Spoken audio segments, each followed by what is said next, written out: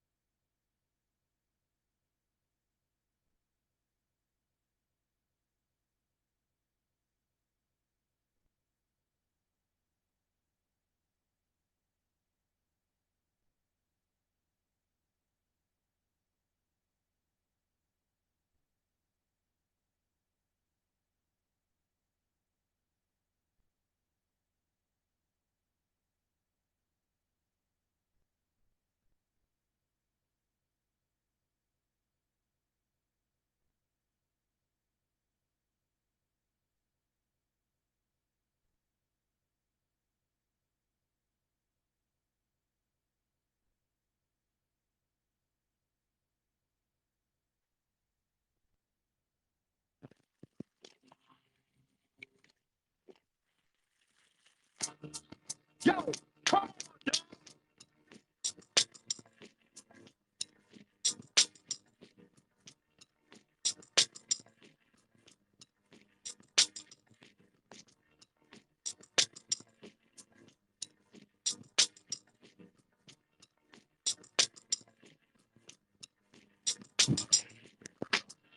Good morning, everybody. Happy January 26th, 2023. A somber day for those who are fans of Kobe Bryant. 3-year anniversary of the Calabasas helicopter crash.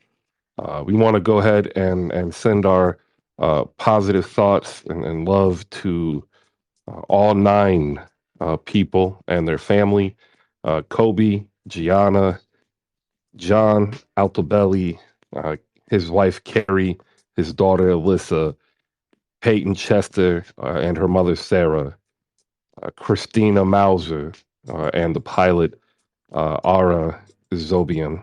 Um, it's rough, So no matter where you are, just know that we are all in remembrance of all nine.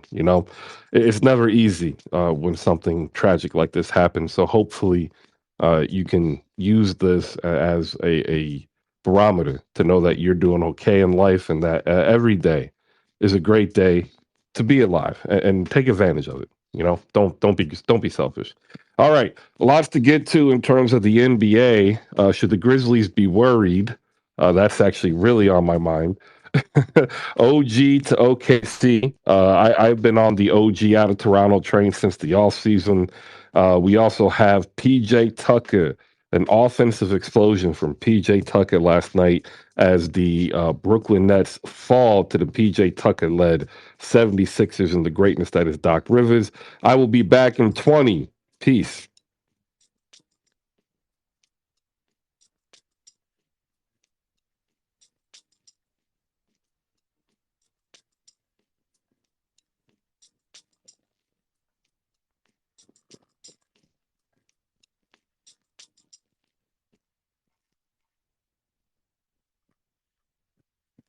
All right. Good morning, everybody. Hopefully, you're doing well. Um, I've been playing around with this new equipment and setup, and I couldn't get it to work this morning, so I had to rush to put together the old setup, and the difference in audio quality is alarming. I instantly got a headache because now I can hear static and crackles where there wasn't with the new equipment. So please forgive me if there's a couple of times that I might seem away. It's because I'm probably taking the actual headphones off because it's pretty weird this morning. A lot to get to in the world of basketball. I am going to ask that you hold off on your Kobe Bryant memories and nostalgia. I actually had a conversation this morning with a couple people in the business, so to speak. And I said, hey, look, from where I'm from, my personal belief is that Kobe Bryant wouldn't want the singular adulation on him and Gianna.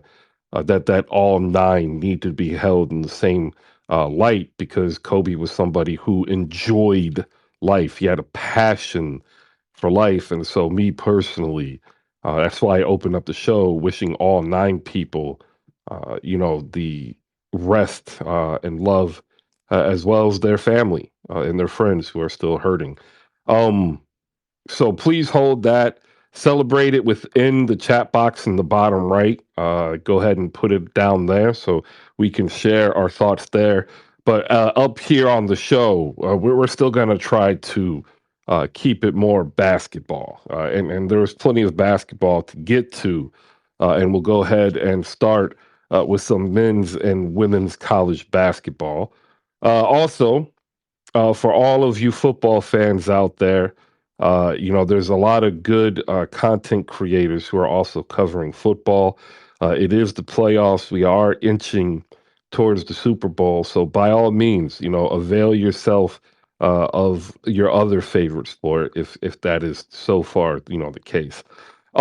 Men's college first today. All right, we're gonna go last night's men's college basketball because we have a new number two, and that is the University of Alabama. I'm telling you now, you've heard his name since the beginning of the season, and that is freshman Brandon Miller from Antioch, Tennessee. Led his Crimson Tide to a surviving game. They had a comeback in the second half, 66-63 over Mississippi State. He is rocketing up the draft boards. He very well may be the third overall pick in this NBA draft coming up. So make sure you get ready to avail yourself of Brandon Miller, especially as we get closer to tournament time. Houston beat UCF 82-71. They were number one until they were upset by Temple. They have fallen only to number three this time, 82-71 over UCF.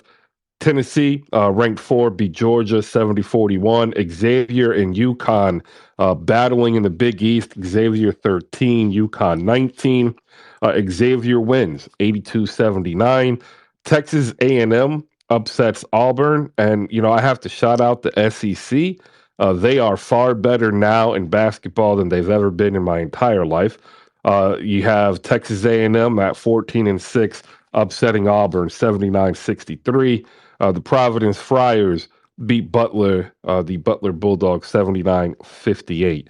But the highlight of the night was Brandon Miller, 13-6-3, but it really was the defensive effort on an off shooting night. So make sure you check in to Brandon Miller.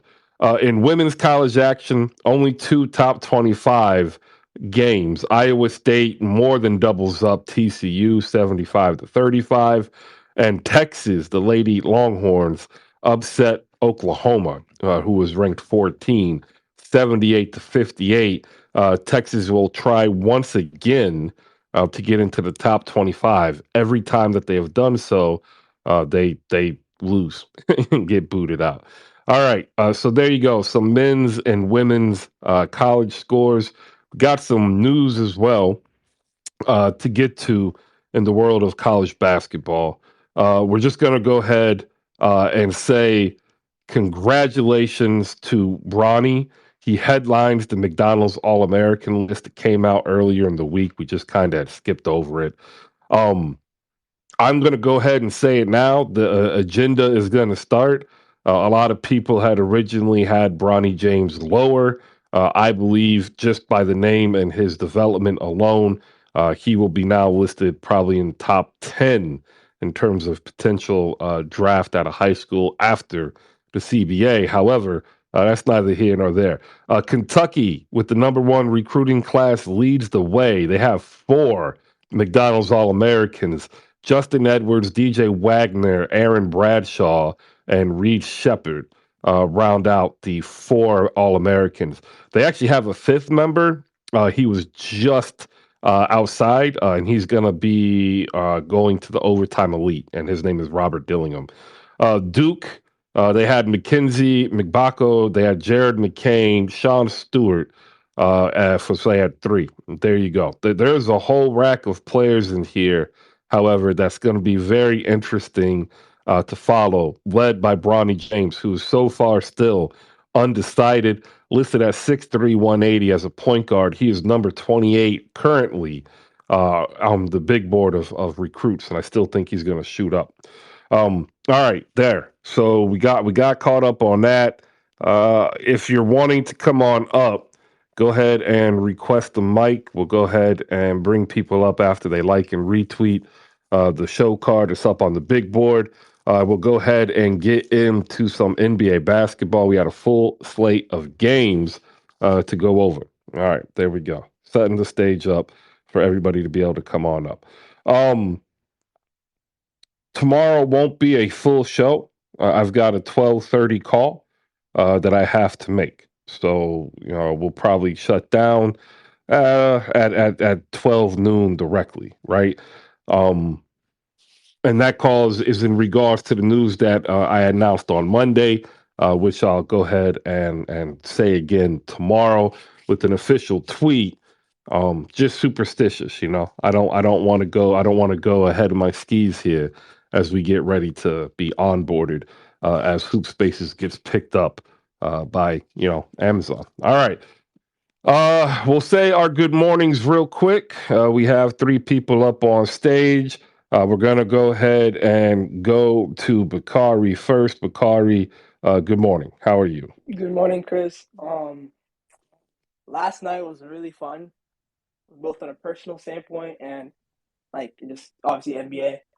Um, yeah, that Sixers game was so fun to watch. Also, how are you doing today, this morning? Um, I'm fine. You know, it's kind of weird because in reality, this might be the second to last Hoop Spaces on Twitter Spaces. Damn, I heard about it. I didn't. I obviously I'm a student now. You know what I'm saying. Gotta focus on my school first. But I've heard on through the cracks that Hoop Spaces might be coming to an end on Twitter Spaces, which is pretty sad for me. It's pretty sad. Well, see, the cool thing about that is one, you could head over to our YouTube channel and you could actually listen to the announcement because all of our shows are recorded and put there. Two, like Hoop Spaces isn't over, so you'll still be able to listen and come along. You just have to pay attention and follow. Trust me, got you. All right, all right. All right, cool. Joe and Daniel Artest are up here. Do me a favor, guys. Like and retweet the show card so I can get the exposure. We'll go to Joe. Joe, how are you doing? Good morning, Chris. I didn't say it yesterday, but congratulations on your success, saying with Who Spaces and PJ Tucker, man. Like you know what? that game yesterday, I'm not gonna get to it, but that game yesterday, I thought was decided in the first quarter when PJ Tucker hit 4 free throws. So you know what I'm saying? When PJ Tucker go to the free throw line like that, yeah. But go ahead. All right, appreciate it. We've got Daniel Artest as well. Do me a favor, guys. Seriously, like and retweet it. I kind of need the engagement still. Working on some other deals, and that's the currency that I need for y'all to help me out. Daniel Artest, good morning. Yeah, what up, brother? What's going on, man? Congrats, man. I'm moving over to Amazon Amp, and I know you feeling good about that. Yeah, it was an opportunity to take the next level and get picked up by essentially a network. So. Yeah. I haven't used Amp in a minute, but Amp is pretty dope. When you get used to it, you're gonna enjoy it and stuff. I think that it's definitely a game changer and everything. But hey, man, I just tuned in. Yeah, you was talking about Bronny James and the All American thing and stuff, and I think that you forgot to mention that DJ Wagner's actually #1 player in that class, man, and that's Dewan Wagner's son. Like he's really really good. I think that of course, the media, everybody going to get caught up with the Bronny James thing, which I do think that he is a legit All American. Um, he's a 4 star, yeah, and normally 4 stars get there. I know that the hype that comes with whoever his father is and everything is having everybody in a frenzy and stuff. But I think that with the improvement from this kid from freshman all the way up to his senior year, we never seen nobody really improve athletically the way he did and stuff. And I was actually talking about it on Instagram Live yesterday with my boys, and I'm just like, listen, everybody, like, they talk about Bronny in his light, right? And they think that he should, be averaging 30. But when you look at the ability to get to the rim, the athleticism, his defense has improved. His shot is like really good from long range and stuff. I just feel like he's whatever school that's going to get him is getting a special player, and you see the acumen too. Even like with his dad, just dealing with the stuff that we see on social media from everything, the comments and the whatever, the videos and everything. Like the fact that he could put all of that to the side and just hoop. I think that whatever college he decides to go to is getting a great player and stuff. So I'm actually happy for him. And even if it's nepotism, I'm happy for him too as well about that too. You know what I'm saying? But take that away, I really think that he's going to thrive and stuff. And that's all I got to say though. But thanks, brother. Yeah, I think I remember when people were cracking on him his freshman year, and I'm like, the dude is 14 years old. Like, what are we doing? Um, he's gonna be a great player. The IQ is there too. Like that's that's one of the things, and you know this because you've been around the league with your brother, and you've seen some of these kids, legit pros. There is an advantage there, right? Like the IQ they go in, whether it's to college or now with like overtime elite and G League, they tend to be like a little bit above their peers, and the ones who like hamper, like they actually work on it, whether they make the league or not, they tend to have like actual good pro careers, whether it's overseas or not. But Bronny is he's definitely way better than I think a lot of people give him credit for. Yeah, all right. I ain't gonna be listening to that commercial. They ain't paying me money. We'll go to EK and say good morning to EK. Good morning, EK. Yes, sir. Good morning, Chris. It's been a minute since I came up on stage. How you doing, man? I'm better today than yesterday when school was closed with just an inch and a half of snow. Yeah, I heard you talk about that. Bro, I'm still not over that. Yeah, man, being from Maryland, man, growing up here, you know how it is, man. Like the way the school cancellations was when we was in school, and now, man, these kids got it made. Honestly, like these kids got it made. That's all I'm gonna say. Swimming But practice was canceled. Like the roads had been cleared, right, for like 6 hours. Yeah, man, it was just it's. Ugh. It had to be chest deep for them to stop school when we was going to school. yeah, man, yeah, exactly. It had to be almost like to your knee or to your chest or whatever. But if it was below that, you was going to school regardless. But But yeah, man, I just wanted to comment on my Houston Rockets. We've been looking better as of late, although we did lose to the Washington Wizards last night because of one Kyle Kuzma who's been playing out of his mind recently. But I'm liking if you're watching Houston, you're starting to see sort of the formulation of our duo of Jalen Green and Alperen Sengun. And that's all I'm looking forward to at this point. Obviously, we know the season's a wash. We're not going to be competitive or anything like that, but I'm just looking for daily improvement. Alperen Sengun getting the triple double last night, very, very impressive. I just liked our overall attention to detail and the way we played on offense. Although we kind of let it unravel in the second half, I'm okay with that. All It's all right. about progress for me at this point. So yeah, I was encouraged by the loss last night, if that makes sense. Um, Yeah, yeah, no, makes sense to me. I mean, Alperen Sengun was phenomenal. Jabari Smith wasn't, which that's is okay. annoying. That's okay. That's okay. I'm okay with Jabari Smith not being okay every single game. I think this season has brought about a lot of strife and a lot of, with the losing and everything like that. I think now that we're starting to hanker down on what our play style is going to be, is going to allow him to kind of slide into a role a lot better. And also, I loved Coach Silas's comments last night about how he said we have to be better. It doesn't matter if we're young. We have to make winning plays. We have to make the right pass, things of that nature. Yeah, I like the sound. he hit the I want to be here next year shift is what it Yep. is. Started last week too. Like he started changing how he responded to reporters' comments in the post game. So like this is his people telling him, Hmm. hey, like they're looking around for your replacement. Like to not put a finer point on it, right? Like, look, the Rockets know, or at least the Rockets top brass know what their plan is. You hope, right? So for Tita and Stone, like they know what the plan is, and the plan isn't really to compete right now. And Silas is in this like lame duck position. Um, and I've said it before. I feel bad for him because I do not think he gets another head coaching shot unless it's interim in front of it. I agree with you, sir. And one more thing, I know this is a good morning, but just one more thing. Shout out to Tyrese Radford of the Texas A&M Aggies dropping 30 on Auburn last night to end their 28 game home winning streak. It was Shout out to nasty. him. Yes, it Nasty. was. Shout out to you. We'll be working a little bit on the weekend, ladies and gentlemen, to get E.K. Johnson here set up. And he will be our first edition in terms of writing, covering men's and women's college basketball. So shout out to you. And Yes, we'll come sir. to making our home. Yeah. Growing one day at a time. Shout out to Justin Patton. All right, down below, JP the franchise leading the charge, getting the reaction videos, and as we do transition, we're gonna be featuring those more.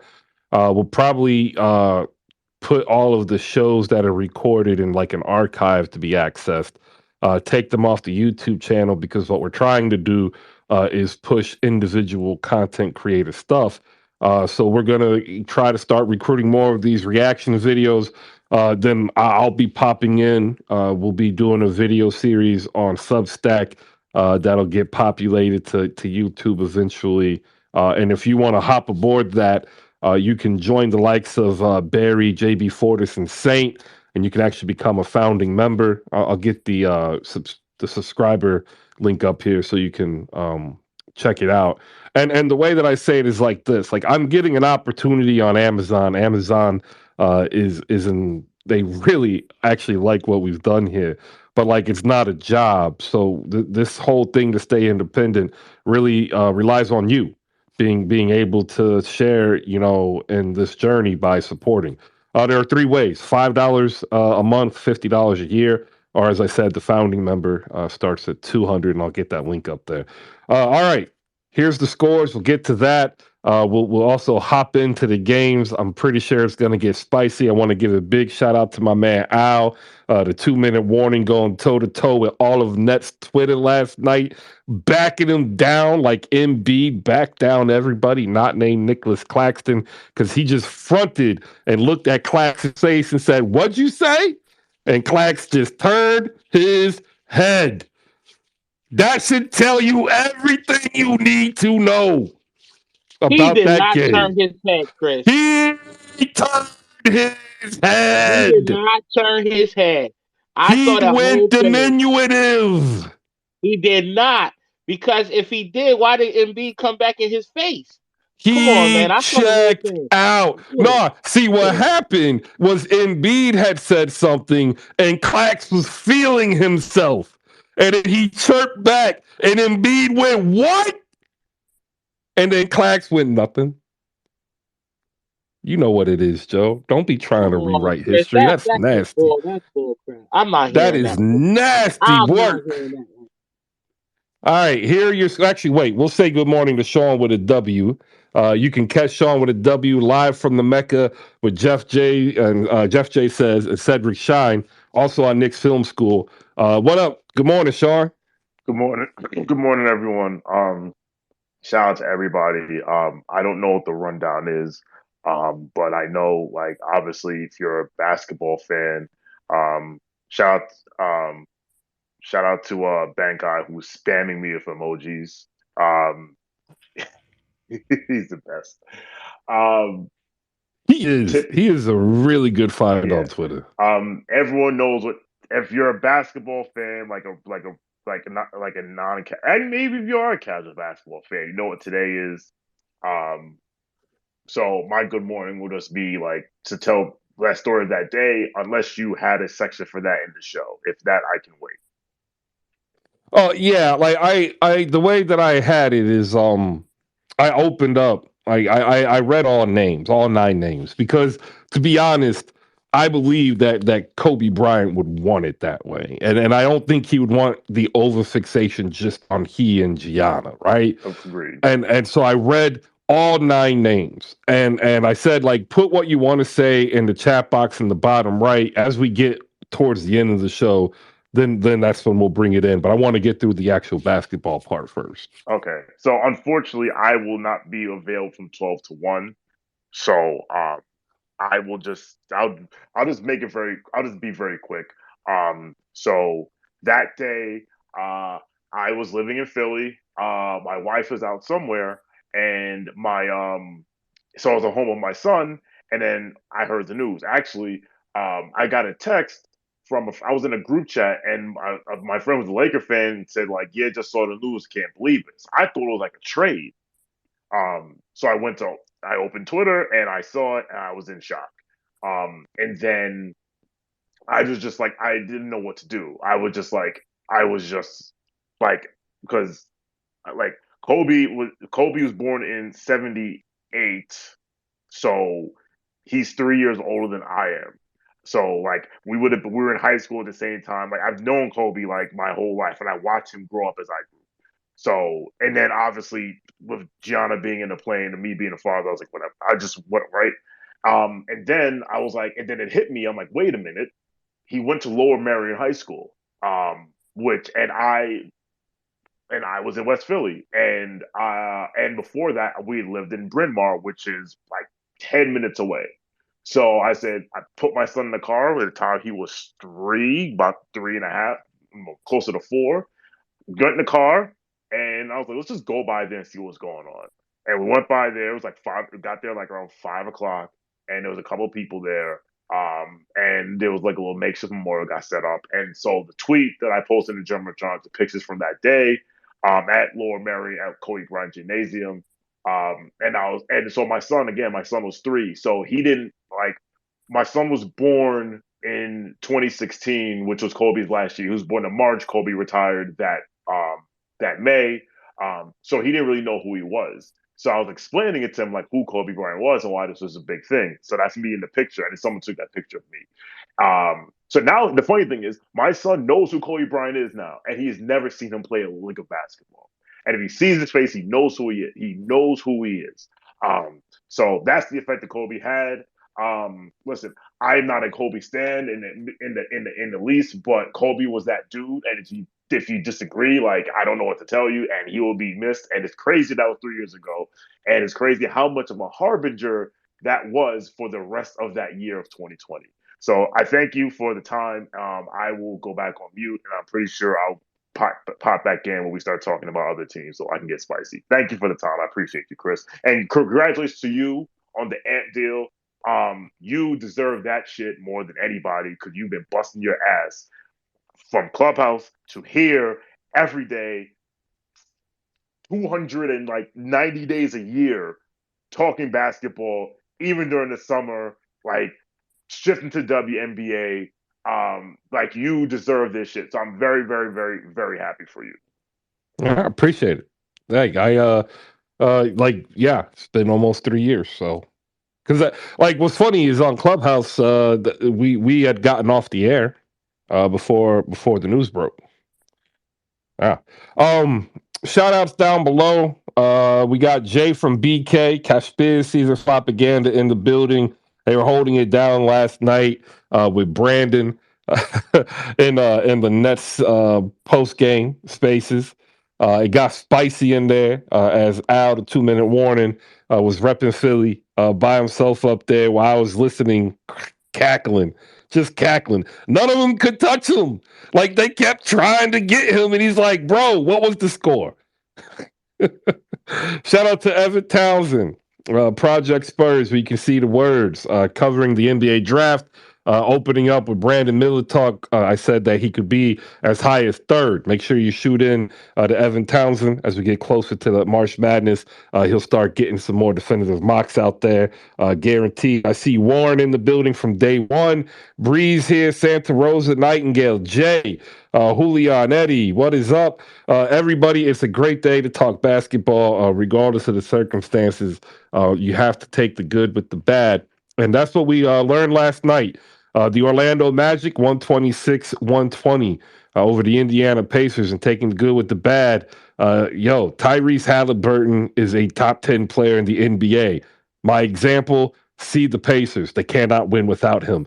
Orlando going to be very scary over the next 4 to 5 years as they develop that core that could be the best under 25 core. And they are coming on as of late. Coach Jamal Mosley, formerly of Dallas, actually now getting more Mavericks fans wondering if the Mavs really handled everything wrong in the beginning with the hiring of Jason Kidd. Well, I tell you, like, there's going to be one of these stories from the Dallas Morning News. It's going to be an expose on Jason Kidd, and it's going to get nasty. The 76ers beat the Brooklyn Nets 137-133. Kyrie Irving, Tyrese Maxey, they were the ones dueling back and forth until it was Claxton and Embiid. The Wizards beat the Rockets. You heard EK say it. Alperen Sengun, 21, 11, and 10, triple-double. Kyle Kuzma, 33 and 9 for the Wizards' victory. The Wizards looking to bump back into the play-in. The Bucks beat the Nuggets 107-99. Aaron Gordon, who got harangued for no reason yesterday on this show by some random fans here, 26 and 14. He must have heard y'all. Because some of y'all said he ain't doing nothing, so he did. He went out and put 26 and 14. Giannis 33 and 14 though, and Chris Middleton is still a very good basketball player. The only question is, can Chris Middleton stay healthy for the rest of the year? Timberwolves beat the Pelicans. The Pelicans have been in free fall for about the last week and a half. They need Zion. Brandon Ingram came back, but it's Zion that makes that engine move. 111-102. The Timberwolves are now 500. Anthony Edwards, 37 and 6. And talent-wise, I actually had a question. Is he the best next guard? Right, the next young guard. Like Booker's there, SGA is coming into his own. Trae Young is already there. I think Ant could be that level of special. You had CJ McCollum with 25 points. The Atlanta Hawks beat the Oklahoma City Thunder 137-132. Trae Young 33 and 11. SGA 36 and 7. And I'm just putting this out there. In the off season, there was already grumblings about OG Anunoby wanting out because his group, his people, did not believe he was going to get the contract extension that he was looking for. Fast forward 7 months, and what's the news now? Well, it looks like OG Anunoby kind of wants out of Toronto. There was a secret suitor. I put out like who the secret suitor was. It's because it's the Oklahoma City Thunder, who have now been linked to OG Anunoby because Sam Presti's goal was to put SGA, Josh Giddey, and OG next to each other, which will terrorize the West. That'll be a hell of a defensive lineup with 3 guards who can are at least perimeter guards who can score. The Grizzlies fall to Jordan Poole and the Golden State Warriors. Jordan Poole stunning the Grizzlies in a thrilling game. 34 points for Steph, 29 and 12 for John Morant. I asked the question: should the Grizzlies now be worried in the West as we get the Golden State Warriors healthy and other teams starting to get healthy? The Trailblazers defeat the Jazz 134-124 in a much-needed win in the performance of the night. Damian Lillard, 60 points, 7 boards, 8 assists, absolutely unstoppable. He shot inside, outside, mid-range. He is phenomenal. And it was brought up in the beginning of the season where he said, hey, if it wasn't Steph, I would be that dude. And like to my reply, yeah, I don't see why he wouldn't be. So if you don't think that, I want to hear your rationale why. The Raptors did something good which shocked the world. 113-95 in Sacramento is the victory. Pascal Siakam, 26 points, 11 boards, 7 assists. Kevin Huerter, Fear the Turtle, 21 in the loss. And the Los Angeles Lakers, we're waiting the return of Anthony Davis. He comes back, performs very well. 21-12 with 4 blocks in the victory over the San Antonio Spurs. Keldon Johnson, 25. And my question now is, and I kind of alluded to this yesterday, the last time that Russell Westbrook, Rui Hachimura, Thomas Bryant, and Troy Brown Jr. played together, Russell Westbrook took them to the playoffs. If the Lakers don't make the playoffs with those 4 and LeBron and AD, let the slander commence because that's what you're going to do anyway.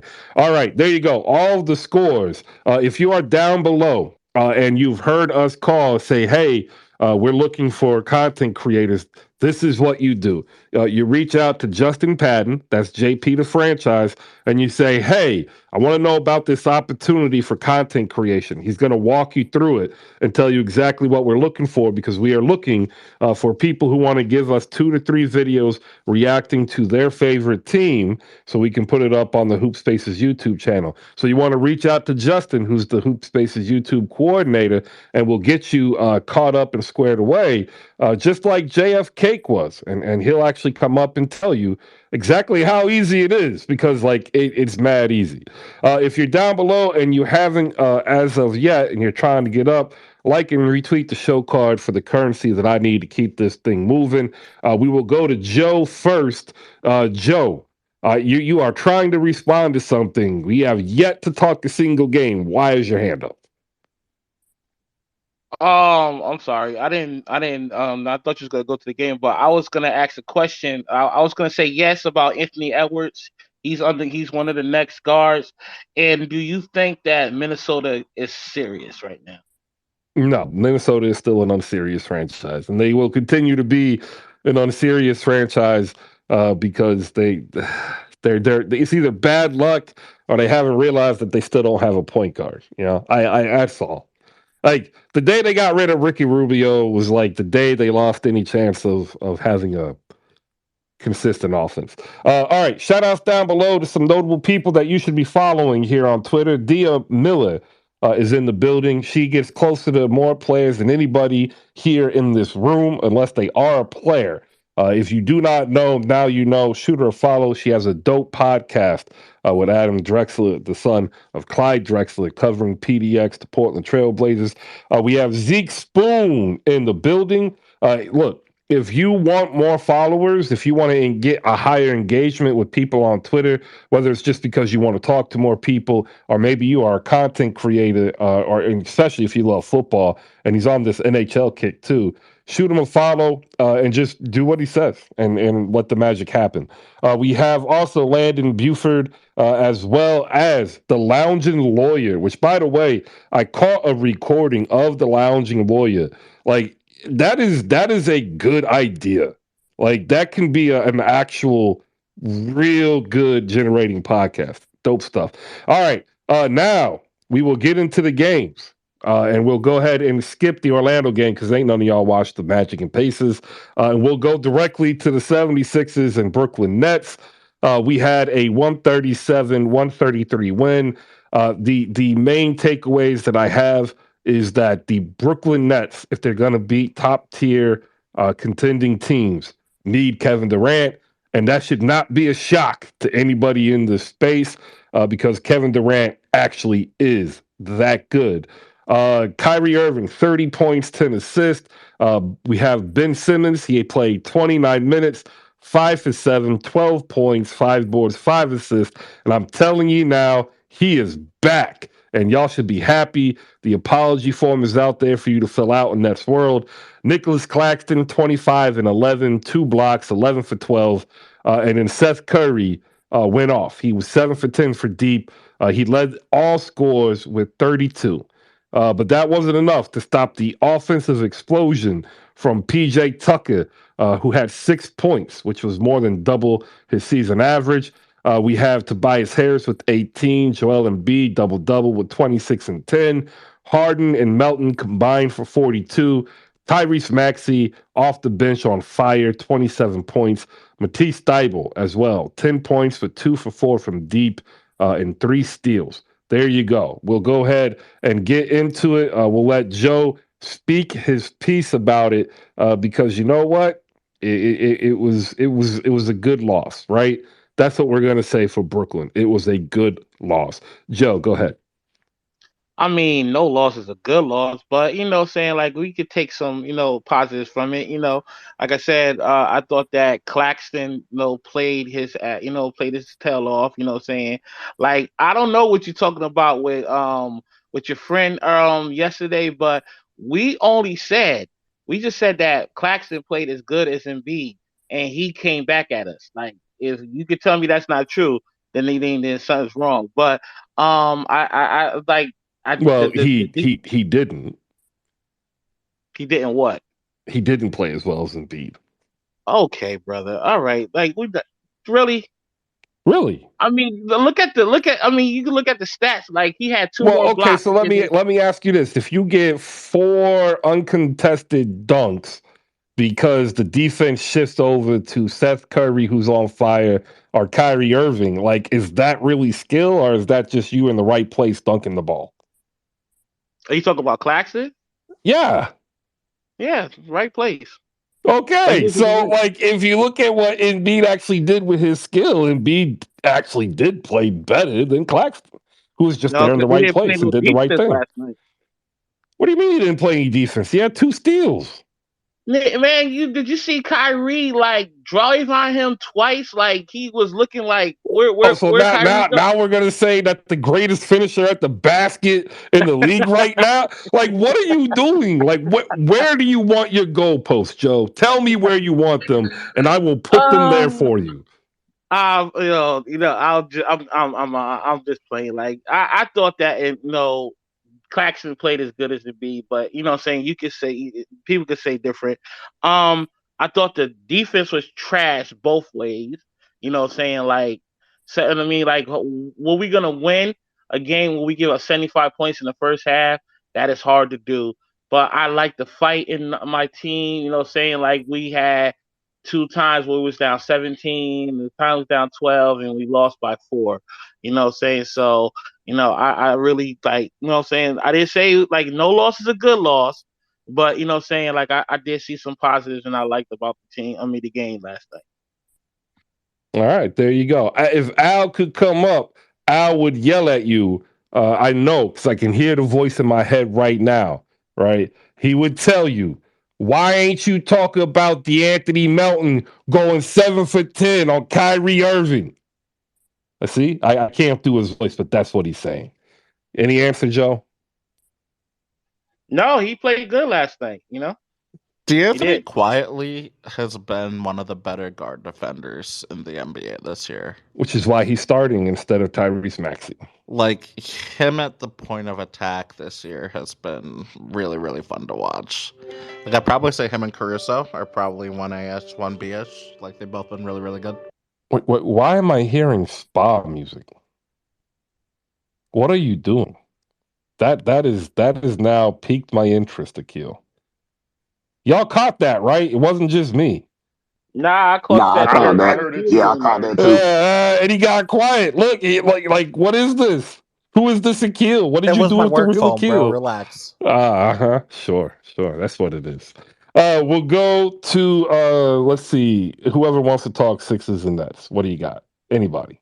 It's a crime. James Harden and Joel Embiid is going to basketball hell when they retire for some of these foul bait and shit that they be doing all damn game. I'm sick of it. I'm sick of it. Good game though. You just mad that you can't do it. Yeah, maybe a little bit. Maybe a little bit. But at some point, I just feel like they so dependent on the calls that by the time the playoffs come, that's really the reason that the adjustment periods is so just drastic for them. Because it's like, all regular season, you're shooting 16, 18 free throws. Time playoffs come, you're shooting 9 to 11. So I think Embiid adjusts well to like not getting fouled. Harden, yeah, nah. So Harden, Yeah, I can agree with that. Hardy does not adjust well to not getting no yeah, foul like calls in the he playoffs. tries to bait harder. So it's just like no. Joel Embiid could get a bucket though. But yesterday's game was good. I always thought Nick Claxton was kind of like underrated for like a starting center. I think yesterday was somewhat of a coming out party for him. He just like skinny, like that is not a good matchup for him with Joel Embiid. But the hustle and the effort was there, and I think the Nets should feel good after that win because they fought hard. They gave everything they had. Ben Simmons, if he could adjust half to half like that and give you something in the first half, it's a different game. You shouldn't have to go to the locker room and figure out you need to score. That was kind of crazy. But it was a good game yesterday. I can't lie. Yeah, Ben Simmons is back, ladies and gentlemen. I keep telling you, fill out the apology form now. Get ahead of the game. The biggest reason why I said that they are stuck without Kevin Durant is they shot better. They shot 65% from the floor and 54 from three, and they still lost because the greatness of Doc Rivers understands the Achilles heel of the Brooklyn Nets, and that's the fact that they have a penchant for fouling. The Sixers took 36 free throw attempts. They made 35.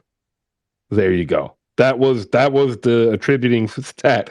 97.2 Hey, as a shout out team. to Doc if that was his plan because that's a good assessment of our team. We do foul a lot. So, saying Doc is a good coach if he thought that out. That was the He's a plan great anyway. coach, not a good coach. He's a great coach. Joe Harris fouled out. Claxton one away from fouling out. Simmons had four fouls. And all of that, it took its toll. And then what really is the case is Royce O'Neal, like everybody who ends up getting two, like nobody sees it because they only get two, but they add up real quickly to a total of 26 fouls, Yeah, which that's what I said, Chris. 15 were in the act of shooting. That's what I said about the first quarter when we got like three people and foul like three fouls in the first quarter and PJ Tucker hit 6 points. I was like, I don't know about this game. We'll go to JFK, next host of Miami in Five. Reaction videos here on HoopSpaces, giving you the feeling of sunshine from the land of palm trees and that nice warm ocean air, as opposed to the yuck that is outside of my window. JF, good morning. Morning, Chris. I'm kind of gonna have to make it short today, but first things first. Heat and Five reviews and recaps. Episode 3 is coming out today. Shouts out to JP. Hit him up if you want to do it. I suggest you do it if you are a fan of your team. I'm always going to push that because I think it's a good little thing if you're a fan of your team and you want to talk your stuff. But Chris, I think the whole NBA Twitter, besides the Brooklyn Nets, are slandering you today for your Ben Simmons apology letter. I don't think nobody's for it. PJ Tucker scored 6 points. You're cutting in and out. Hold on. Yeah, see, basketball karma understands. They Nah, are it's not karma. purposely totally karma. Chris, they got it. Absolutely They got a karma. Nigerian and a Russian working together to hack my phone over there in Brooklyn, so I don't talk slander on Ben Simmons. But I'm gonna say that I don't think they played any defense last night. They let PJ Tucker have 6 points. That's not usual. He overdid himself that game. And for Nick Claxton, yeah, he scored 24, but he's only 12. He only averages 12 points on the season. Bam Adebayo's at 21, so we need to check the voting again. Make sure that we go ahead and put Bam Adebayo on the All-Star voting. Appreciate it, Chris. Gets a point for slipping in that Bam propaganda. PJ Tucker season stats: 3 points per game, 4 boards. Doubled his offensive production in the first quarter. Offensive explosion. We have to now watch out for the dynamo that is PJ Tucker. Anybody else here want to talk Nets and the Sixers before we move on? Go ahead, Sean. 2-minute warning was in here. I see he left. Because I wish he was still here because I want to give him his props because him and I started what may be what when it's all said and done may be the greatest argument in Twitter in NBA Twitter history. Pascal Siakam versus Kyrie Irving, and I see now the Nets are now a whole 2-5 without Kevin Durant, which is crazy because I thought that a guy like Kyrie Irving, who was clear of Pascal Siakam, would lead them to a better record. But and then I see they lost to Oklahoma City, San Antonio, Phoenix, Philly. I mean, what's going on? I thought, I thought 50, 40, 90 would get them more wins. I thought tween heavy tween step back will get them more wins. What's going on, man? I'm very shocked and very surprised. And you go ahead. He's the most mediocre floor raiser like I've ever heard of. Like the people that try to actually say he does that just makes me laugh. Like he's not a floor raiser because before LeBron showed up in Cleveland, they were like 32 wins tops. Like they're not a floor raiser. Like listen, Kyrie is the greatest number 2 player of my arguably. Actually, no, that's not true. That's not true. He's not. Kobe. He's not even the best number 2 player, bro. Like you're right because that was Kobe was Shaq. Kobe was clear.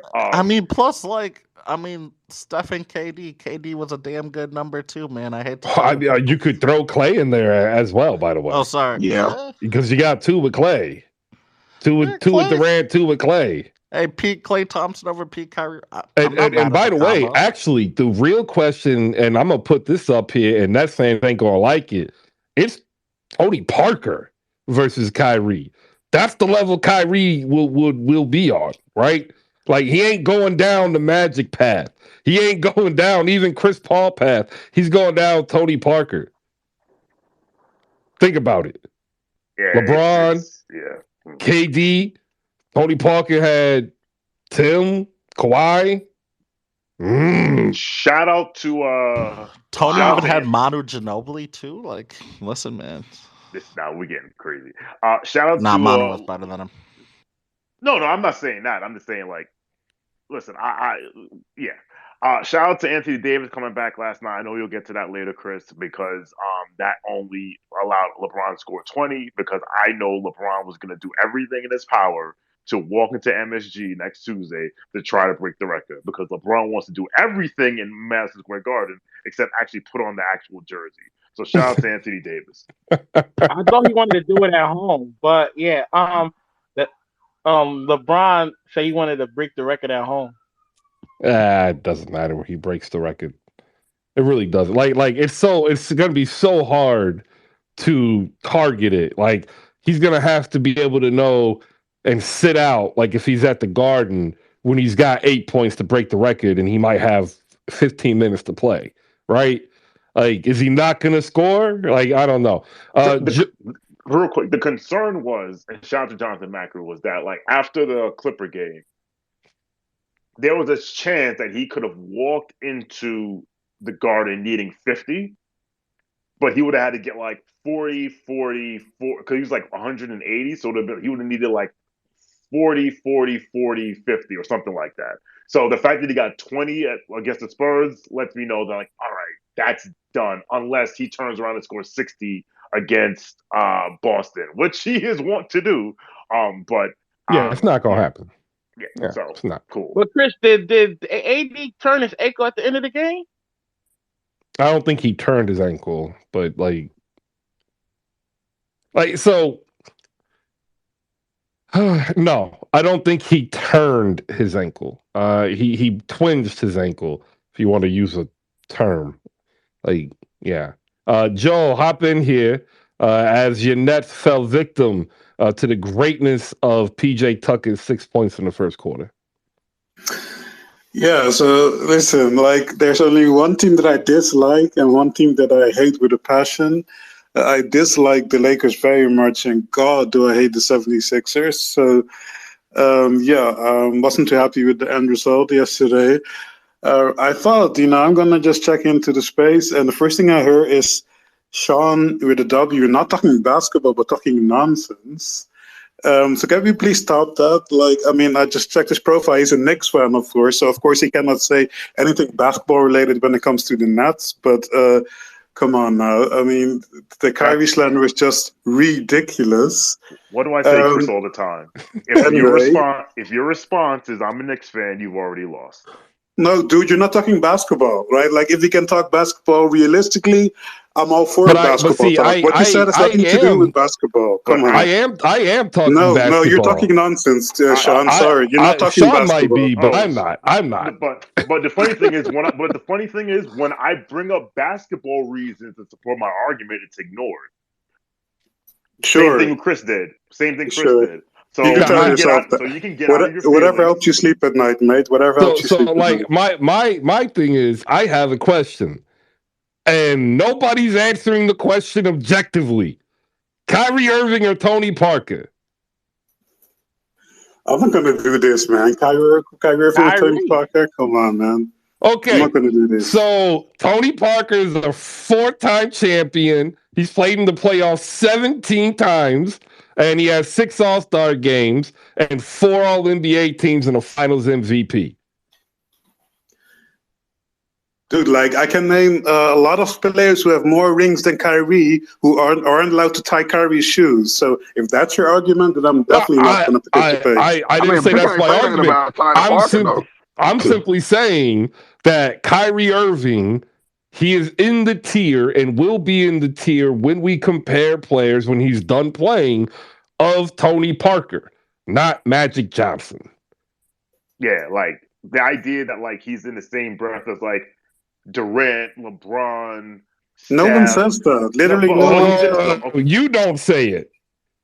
I've never heard anyone say that about Kyrie. It is a lot of people that say that. So Joel, you don't think I can make a basketball reason why I think this season Pascal Siakam is better than Kyrie Irving? Oh no, of course you can. I'm not saying that at all. It's also not that much of an insult. Like that's the key.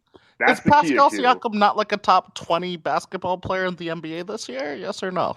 Like no, but like my whole reaction was to the whole the Nets are 2-5 without KD. Kyrie sucks. Like that's nothing to do with basketball. That's out of context. That's all I'm saying. I'm not reacting to the Siakam thing. We talked about the Siakam thing a couple of days ago. Like I don't need to go into that again. But yes, there's an argument to make that Siakam is a better player right now than Kyrie. There's a barometer here, and the barometer's name is Tony Parker. No, there isn't. Hold on. Joel, I'll tell you why I said that.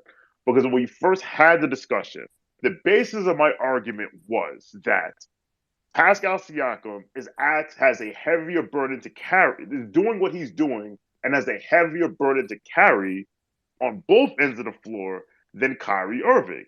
And many Nets fans, including Malika Walker, who I love and respect, dismissed that summarily. They said that didn't matter. And I said, wait a minute, how do you mean that doesn't matter? So the funny thing is, so literally as we had that conversation, the news came out that Kevin Durant was injured his MCL, was going to miss a few weeks. So I said, all right, now we will see. And all the Nets fans like, yeah, we're going to see.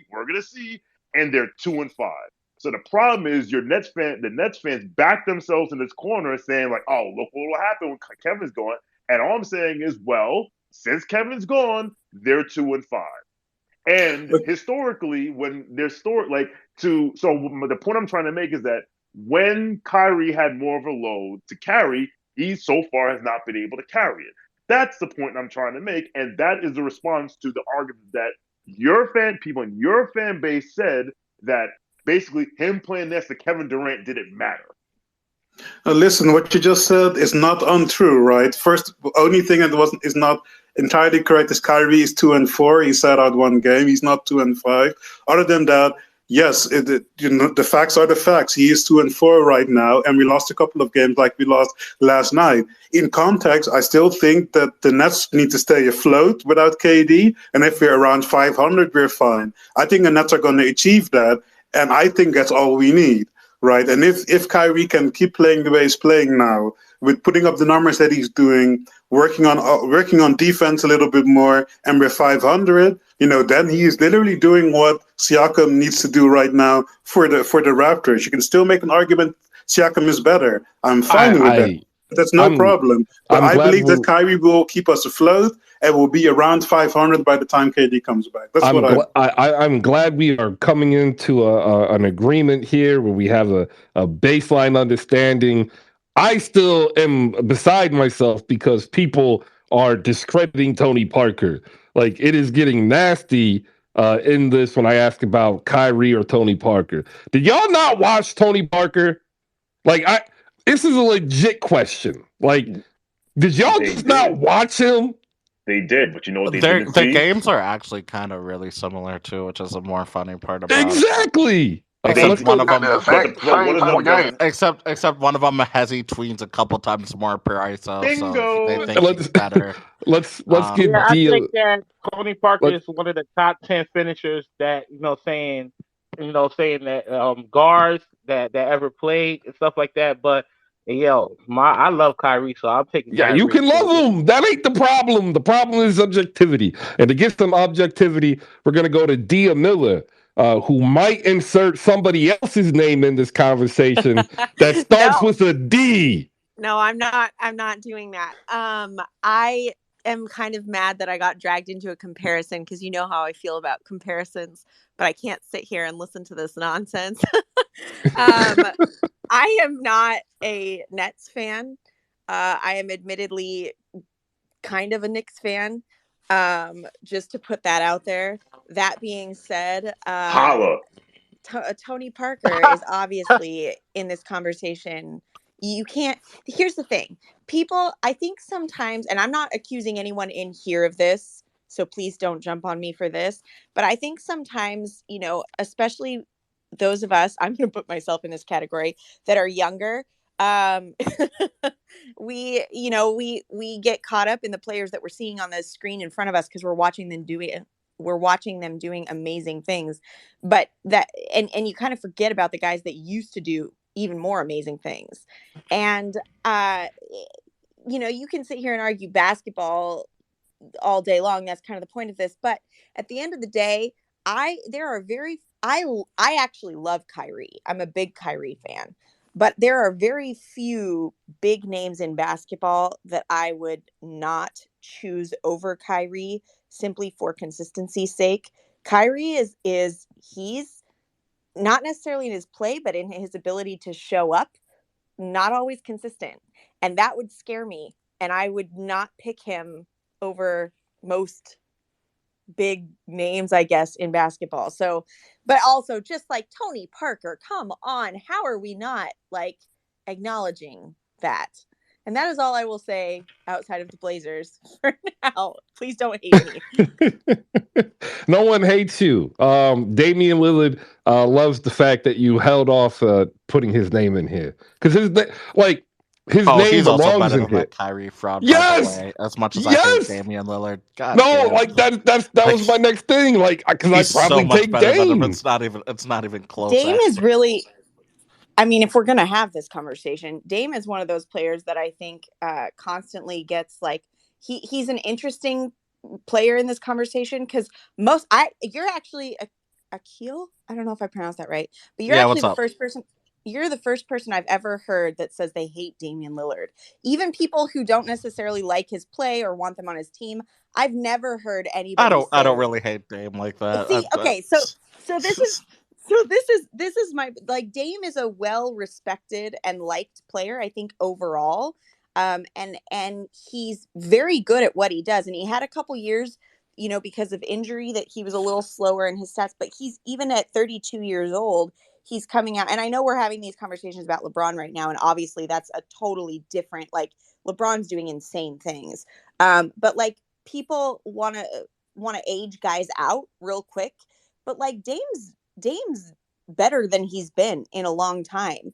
And he's consistent, and he's just, I don't know. I'm just waking up, so my brain's not fully awake enough to have these conversations right now, but go Dame. No, you're absolutely right, and it's actually kind of really funny, right? So Dame came in 2012, Kyrie came in 2011. Kyrie's played 647 games. Dame's played 100 more, Yeah. And and yeah. that's with two major injuries because Yeah, he sat out an he entire season. He sat out yeah. all last season.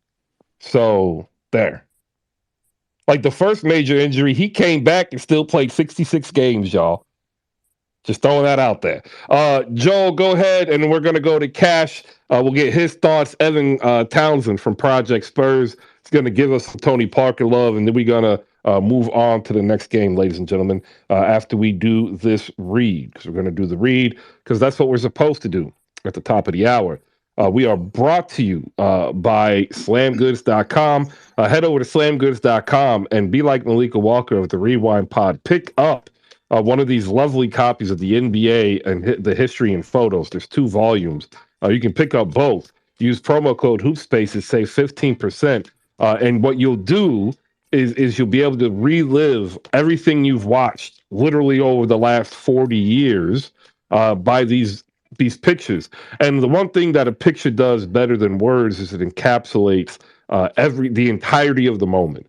Like, I can wax poetically about what it was like to see LeBron James come down and throw a tomahawk down on his first dunk. I can wax poetically on what it was like seeing Allen Iverson cross, Michael Jordan. But if you saw the picture, not only could you see it, you would feel it too, in a way that's just more visceral than words alone. So head over there to slamgoods.com, use promo code HoopSpaces, and pick that up. And then maybe in the next edition, we will see the lovely work of one Dia Miller in that Slam Volume 3, NBA History by Photos. See what I did there? Yeah. We can only hope. Hey, speak it into existence and work every day, one day at a time. I see it happening. Joel, go ahead, give us your last 60 seconds before we head over to Conspiracies and Flopaganda and then to Evan Townsend. Thank you, everybody. Good morning. Yeah, so what up, Cash?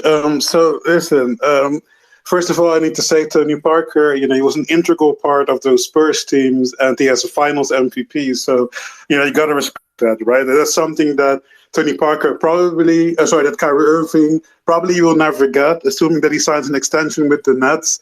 He's never going to win a finals MVP, even if the Nets become champions, right? Because it's always going to go to KD. That being said, yesterday you were loving production. So let me give you some production numbers. Tony Parker has never averaged more than 22 points per game for a season. Kyrie has averaged 27 points per game twice. Kyrie averages 23 points for his career. Tony Parker, 15. So come on now. I'm sorry, mate. No. Okay, so you do realize He said I'm not. no. I'm not even worried about that. But like, you do realize that Tony Parker suffered from like what all great players suffer, and that's not knowing when to hang it up. Because like the last 3 years of Tony Parker drugged down, actually the last 4 years drugged down his career average like by a I'm about whole to two say and a last half to 4 3 years. points per Kyrie's not game. going to go down to 15 points, and you Oh know my it. Well, God, yeah, where's the because Spurs? Kyrie ain't gonna be playing when Where's the he's getting Spurs? Where's 7 the points Spurs per for not game, playing yet? dog. Like, what we doing? What was his excuse? Even What if was he You his will, excuse? also he won't go down to 15 points. Kyrie can play till he's 38. He's not going to go down to 15. I'm telling That you. hold on. is just You not happening. can't. You also can't make this like this. This is one of my biggest pet peeves in comparing people's games. The game that Tony Parker was playing in is a different game that guys are playing now. We Chris are loves having this. production. Hold on, Chris hold loves on. Let me finish my production. point. We're having this conversation right now with Clyde Drexler and Damian Lillard, who played on the same team, and so they're constantly being compared. Clyde Drexler was the all-time scorer for the Blazers until recently. Dame broke that record quickly. Does that mean that Damian Lillard is a better basketball player than Clyde Drexler? Not necessarily. They're different. Clyde Drexler never shot the three.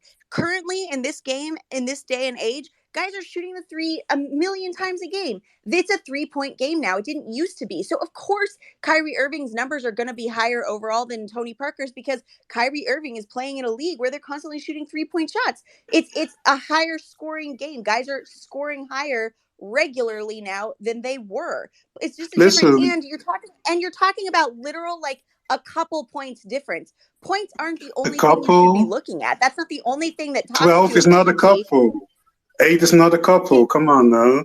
And But also, these like are I'm not. talking production. I'm talking production because Chris was talking about that, in the discussion between Kyrie and Pascal. But at the end of the day, of course, the game is different. But there were players when Tony Parker were playing who were averaging 27 points. It's not like nobody was averaging 30 points per game when Tony Yeah, Parker but there was are playing. players that are playing with Kyrie that are averaging No. And more than secondly, him. Tony Parker averaged 22 points in his best season. Kyrie already has averaged 27 twice. That's just a major All difference. You right. can't Well, deny that. and also in This is production, Tony Parker's made the playoffs way more, almost Okay, three Kyrie has why more times I All hate Star more. this games. conversation. Kyrie has more All Right? Star game Like selections so. already. Yeah, so Yeah, but I'm saying like production is a team environment as well. And Tony Parker's production played into the San Antonio Spurs team production, which led to that record breaking dynasty. We're gonna go to conspiracies and propaganda because he is laughing as I turn the argument once again on a dime. Cash, go ahead. I just love this argument because I just love pretending that Speedy Claxton doesn't exist. Speedy Claxton. I love this. I love just we're sitting here all pretending like Speedy Claxton doesn't exist. Like Tony Parker couldn't guard in the finals in the biggest moments of his career, couldn't guard, and that he doesn't like that Tony's ever come close to a 50-40-90 season. Like that's ever like what are we even talking about here? Like don't get me wrong, they appear similar looking. Appear similar looking. Body type, they're crafty, they're great finishers around the rim, but one is clearly not better than the other. It's just so clear. One is thank so much you. more Well, Thank you you. talented. do One is realize the so question much actually more. wasn't If better. The you question give is either or. so if you give Kyrie Irving Tim Duncan in his prime, first off, the better question is the better comparison is if we're gonna get into Dame Lillard and then take that conversation. The way better comparison is Tony Parker versus Chauncey Billups, or Tony Parker or Dame Lillard versus Chauncey Billups, because none of those guys were ever the Yeah. elite guard, were ever the top number one point guard, were ever a top scoring threat in the league. None of them. 50-40-90 should speak for something. It should But mean you know what's it funny? should It is mean Austin something. Rivers hilarious. is about to hit 50, 40, 90. Like, let's be honest. Like, it ain't the He's same. about to It, have it, another 50-40-90 season. He's shooting the worst 3-point percentage maybe of So his so career so this year. to the point that Tony Parker had Tim Duncan, Kyrie Irving had LeBron James and Kevin Durant. And he Like Thank couldn't guard. you. So what? He had LeBron James. He couldn't guard in the finals. First, He neither first, could played first, off the Kyrie. yeah, court. Like, like what are you He talking got about? played first off, off the court in the most important bro, series in the history bro, of you his can't life. bring up defense He and then got. bring up Kyrie Irving. What do He you mean dials in you every can't pick bring and up roll. defense? Was Kyrie on or off the court when he was asked to guard Steph Curry? Was he on or off the court when he was guarding in the finals? Was he or was he not? On Was which he or one? was he not? The Cleveland one? Does The Kyrie was he Kyrie off or holds a was he plus on? minus? Kyrie holds a plus minus over every single guard he's ever played against in the finals. Oh my goodness, He's got a better plus in the finals. What are we talking about? In the finals, we're talking about the most important. Oh my god!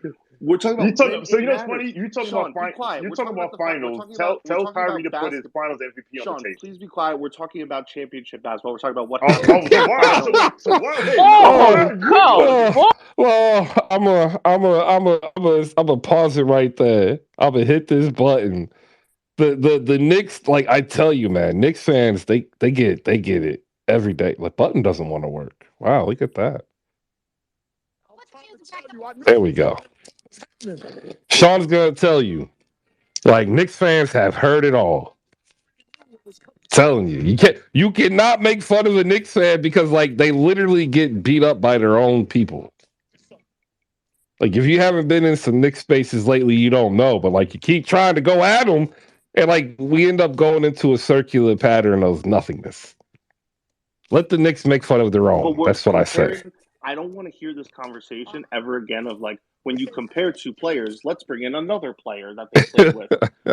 Okay, so the Nets fan talking to me about championships is rich. That's first and foremost, right? That's number one. Number two, I just find it interesting that like the player that played with two of arguably the 10 greatest players of all time, that has nothing to do with his 50-40-90. That has nothing to do with it. But the other players that we bring up, because they don't have tween step back, it's like, let's downplay this and downplay that. The only thing, I'll read off some numbers. Here are the numbers. Hold on, Sean. Didn't he get his 50-40-90 in Boston? 70, excuse me, 51, 59, 71, 75, 53, 72, 60, 67, 20, 54, 29, and 36. Would anybody like to guess what those numbers are? How many? Not really. How many screen assists Tim Duncan got per game? No, those are the games that Kyrie has played in his career per season. Like Kyrie has played more than 72 games once. Availability matters. Tony Parker has 3 40-point games. Let me get Evan Townsend in here, who's been waiting patiently, because like the idea, once again, ladies and gentlemen, is the fact that Tony Parker just doesn't seem to get the same type of accolade or respect as other great Stop it. Like I can't even finish. I can't even finish. Speaking on the name of the great Tony Parker. The idea that Tony Parker is disrespectful to Kyrie Irving is disrespectful in itself. Thank you. That's the point that Chris is trying to make. Like, I'm not saying it's God Sam God. I'm saying it's Tony freaking Parker. Levels. Layers, like different. Onions and ogres. Game's not that different. Watch how many screen assists. Look at John. Oh my God, another player. We are. Today, that he gets Cash has the bone. Today, he gets screen assists from Steven Adams. Those get washed up. How many points is Tony Parker averaging in the lane when he doesn't have the greatest power forward of all time setting him screens? He has a bone. He will not let go of the bone. Let go of the bone. This is atrocious. I don't think he hit his ball today, Chris. I'm just trying to get Evan in here. I mean, Evan should go. Chris, all I gotta say is just get rid of that bomb animation you have. Just get ready for it. I got a couple bombs to drop. You ready? I'm ready. 2010 to 2011 MVP race. Tony Parker top 5. Next year, 6. Stat class. Kyrie Irving, never in the top 10 in the MVP. That's the most valuable player to your team compared to the rest of the league. Sean, you made a great point. Hey, Scott Rowland just faded into the MLB I waited minutes, man. God damn. Damn. I'm sorry. Motherfucker said Scott Rowland. Christ. Listen, man. Listen. Tony Parker was very, very efficient in those years. Tony Parker was never a problem to his team. Yes, the greatest power forward of all time. Yes, the greatest coach of all time. Yes, honestly, probably one of the greatest rotations. If you're looking at I'm not going to get into that. I'm not going to get into that. Sorry. But listen, if you're going to compare Kyrie Irving at his peak, cross dribble between, step backs, 27 points, yada, yada, yada, cool. That's great. That's a different era. And honestly, he's really ball dominant. And honestly, he made his team worse. Oh, come on. Scoring doesn't matter now. Come on, man. Come on, guys. Well, okay, all right. I'm going Rocky, bro. Then he's not on the same Get outta here. planet as James Harden. Like, what way do you want to lose this argument? You want to lose this argument that Tony Parker has produced more, or you want to lose this argument that James Harden is better? Like, you choose. Choose which one you want to lose. Because, like, either way, you lose. I shall not speak of the beard. Let's move on to another game as we got sidetracked by some Kyrie Irving discussions. We have the Wizards over the Rockets 108-103. Kyle Kuzma 33-9. Word out of Washington. They are not wanting to trade. They are looking to build. That's right. You heard me. Build around Kuzma, Bradley Beal, and Kristaps Porzingis for a trio for contention into the play-in and playoffs this year, as well as an offseason where they could possibly make a move, clearing cap to bring in another team to be competitive in the East, as they do not believe they are that far away from competing with the likes of the Brooklyn Nets or the Philadelphia 76ers. I'm not making that up. Like, that right there is wild. Absolutely wild. But that's the news that's coming out of Washington. Kuzma 33-9. Daniel Gafford 9-8 with 4 blocks. Bradley Beal 17-4. DeLon Wright getting the start at point guard. It'll probably only be a minute until Kendrick Nunn gets his shot. Debut off the bench 5-9, 2 for 5 from deep, 4 assists, 4 rebounds, 12 points. Denny, another double-double, 10-10. Houston, like you heard EK come up singing Houston's praises. Alperen Sengun, triple-double. Kenyon Martin Jr., 16-13. Eric Gordon, 31 minutes for whatever reason. Jalen Green, 19 points on 6 for 19. But my Lord, am I happy that Jada Wakanen isn't here right now, because Jabari Smith had 29 minutes of PJ Tucker-esque responsibility.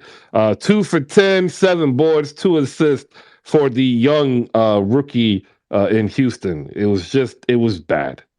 It was an eyesore. I feel as though he has checked out, because I don't think he likes his surroundings. Like, I just feel bad for the kid. All right, there you go. We've got that game as well as the Milwaukee Bucks beating the Denver Nuggets. I don't know if anybody watched that. I watched the second half. And Milwaukee is going to be a dangerous team if they're healthy. I just don't think that they're going to be healthy, because what happens when you build a team the way that Milwaukee chose to build the team, you sacrifice on the back end to load up the front end. They got their championship at the front end, but now they're having to compete with the likes of Wes Math, Joe Ingles, and George Hill as actual primary rotation pieces. We have that we can talk, as well as the Minnesota Timberwolves defeating the New Orleans Pelicans.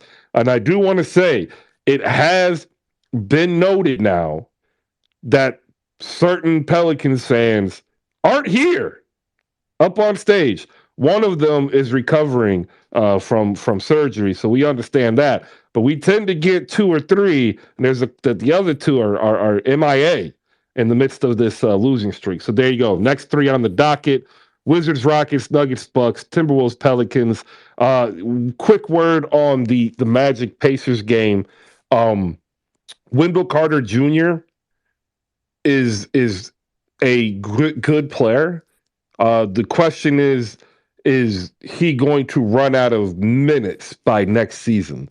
And the answer is possibly yes. So, like, imagine a world where Orlando will have Franz Wagner, Paulo Banchero, a top 5 NBA draft pick, and a young 18 mil a year center, plus other young players that they could swing for the fences in a off-season trade to pick up a legit starter or star, I mean, Orlando can accelerate this rebuild really quickly. All right, there you go. We'll go first to Hater with the Heart. We'll talk some Wizards as they once again get a win, and he is happy. He is a happy Hater. Hater, how you doing? I'm doing wonderful. How are you doing this morning, Chris? I mean, I thought it was going to be easy. Like Tony Parker's got the bag, the chips, the smile, and the off, court drama. And like people still choosing Kyrie. My mind is kind of blown. Like Kyrie has had scandals, but like Tony Parker cheated on Eva Longoria. That was huge in San Antonio. Shut the city down. The city shut down.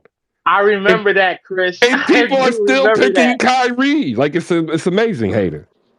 Well, look, I don't mess with any of the croissant players unless your name is Victor Wembanyama and you're coming to the Wizards. So all the other croissant players can, do what they will with their careers. Not really my thing. But to the Wizards, though, honestly, the game should not have been a game based on that first half. We did a lot of things just trying to force Bradley Beal the ball on a bad hamstring. And although the Rockets are one of the worst teams in the league, it's not like the Wizards come into every game without that potential to be the same thing as well. And it was just a lot of bad offense in the first half. Again, forcing stuff to Brad, not really getting Kuz involved, just like yesterday against the Mavericks. I guess this is their new approach to things where you go low usage cues in the first half, struggle a bit maybe, and then you give the ball to Kuz in the second half and you actually do some productive stuff. And that's essentially what happened last night. My man went off for another 25 plus points in the second half. It was just beautiful to watch because this is a game where honestly the Rockets were coming in with I think one of the last two games against the Wizards. And one of those games we were blown out. I think the final score was like they were up 18, but at different points of that game, if I do remember correctly, we were down like 30 or 40. So honestly, this is the kind of game where I was not expecting the second half comeback, but they got it done. Kendrick Nunn, I'm not sure what the problem was in LA, but he gave us 22 solid minutes off the bench last night, highlighted by a beautiful slam on, I think it was Bruno Fernando. Shout out League Pass, by the way, for making me miss the big stretch that actually flipped the game for us for like a good 4 minutes. But that being said, it was just a solid win for us, not a win that we're used to getting, not when you're coming back by so many points against a team that just really hits on our Achilles heels in a lot of places. Like they can protect the rim. They can throw us off by 2-3 zone because this is a team that still can attack a 2-3 zone worth a damn. Just way too athletic. Just because we don't have a lot of athletes on this team. We don't have a lot of great hoopers or shooters, but I mean, Kendrick Nunn might round out to something for us right now. I'm not sure if he's going to take the job from Monte Morris, which DeLon Wright was filling in for last night because Morris had to sit out, I think, due to a quad injury or something. But, I don't want to go crazy off a one-game sample size, but it was good. It was a good start. Then Avdia, like you said, another solid 10-10. Not a great scorer, but, he was effective, had a nice little 7-point run of his own in the first quarter. And, Bradley Beal was, for the most part, terrible. But when they finally realized, again, he's not the guy who you put the ball in his hands to create versus just get an open shot. The Wizards were able to close this one out. And, again, just happy the way they did it. Happy that Kuz was able to be Kuz again. And as I said yesterday, and as I said plenty of times before, the Wizards ain't moving that man unless that man says he wants to be moved. And even then, they might chain him up in a basement and make him try to reconsider with an offer he can't refuse. Hopefully, that offer is not the max, which I think I saw yesterday being around $38 million a year. But if that's what you have to pay, then you definitely have to just move KP because we don't get guys like Kyle Kuzma walking through our doors like that. You know what I mean? We really don't. So shout out Kuz, shout out Wizards. Good win, just good win. All right. Yeah, no, it was. I just don't want you to be, snookered into that false hope that Washington in their history has done. Like, gosh, I'm 40. They've been doing this since I was a kid. Rod Strickland, snooker. Chris Webber, Juwan Howard, the team of the future, snookered. John Wall and Bradley Beal. I thought they had a real chance. I was wrong. because they lied to me and I believed them. Be careful, hater. I am being woefully careful in this. The Wizards just, as they bent over backwards to give Bradley Beal the no trade clause, I'm sure they will find a way to make that happen with Kuz if he's even 50-50 on it. The big story that we got to focus on as Wizards fans moving forward, or just around the league in general, is where Bob Myers goes next year. Because if he is out, I promise you that Ted Leonsis is not going to mess up like he did with Masai. He's going to offer Bob a small stake in Monumental Sports to come over from the woefully pitiful Golden State Warriors organization. So I'm just looking forward to that really this summer. Looking forward to Kuz resigning this summer. If it doesn't happen, you know, it's not my money. You know what I mean? I'm just a fan, and I'm trying to be optimistic where I can. Can I ask a question about Hater? Because I'm really Yeah, interested. yeah. Go ahead. By the way, I love I miss the DMV. That's my home. So I miss this vernacular because I am intimately familiar with exactly what he means. Like I love it. Go ahead, Cass. Shout out to the Wizards. Okay, so the whole offseason, the entire Nets trade machine has been from all sides have been jam packed with Kuzma. It's been Kuzma. I literally can't breathe without seeing a long sleeve pink sweater. I wake up at night thinking about this man. Keeps me up at night. Not Thor's dream. It's been all over Nets world. Okay, now that it's pretty much dead and gone, what do you think is a fair offer right now for Porzingis? Now, if you think he's the odd man out. Oh, I mean, he definitely is just from a financial standpoint. Honestly, they just want the salary off the books, dude. That's it. Yeah, and if we can't get like purely that, and it has to be like total matching salaries. I guess the big thing they're looking for is kind of reverse how they did the trade for him, where they traded 2 smaller contracts. That kind of totaled his deal. I think if anything, they're going to try the reverse. So looking for 2 smaller deals. I'm not sure what Brooklyn has of interest to do that. And honestly, I am surprised that any team wants Kristaps Porzingis unless they can kind of get him on a flyer kind of trade where you don't really have to give up too much, asset wise to get him. And I'm not sure who he would look good at? He would look good for the Los Angeles Clippers. I've heard that. I've heard the Raptors, and I've heard Portland. No, don't knock. Nah, he would die in Toronto. he would be so bad. Look, I think it would be good on the Clippers too. It just depends on what you want out of him. It just depends on what you want out of him. He's not going to run the floor every time. He is going to want the ball in certain spots that are not as favorable to guys that are 7 feet traditionally. But if you just want a guy that, can help you space the floor in some kind of 5-out offense, drive on his own against different centers, give you some rim protection, not that switchable. He plays like way too deep a drop sometimes, but he does have his height to his advantage, and he's using that stupid that white man can't jump thing from Boston. I'm not calling it by name. Luke Cornett. I'm not calling it by name. Hey, the white man can't jump. Nope. We here were 2 years ahead of the curve on Luke Cornett. What's all this we stuff? Well, I'm just saying we as Luke Cornett did not invent jumping, so I refuse to call it by that stupid name.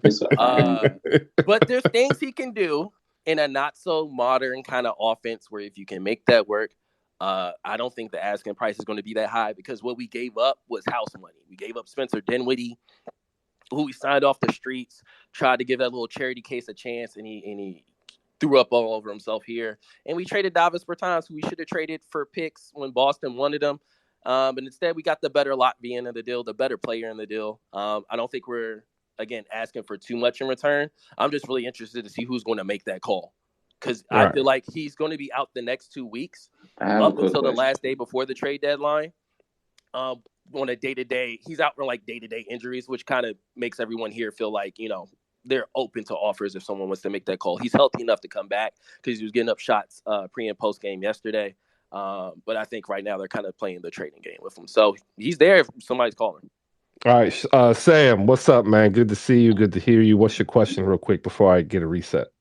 Good morning. Chris, my brother, my friend. Good morning, Sean. Hater, I have a question because I want to make sure that I got your quote right. You said woefully flagrant Golden State Warriors. I need you to expound on that for a quick second, good sir. And don't talk super fast so that you sound more intelligent. Like, break it down. Hey man, my speed does not determine my intellect. I'm dumb as hell either way. That said, I said woefully pitiful.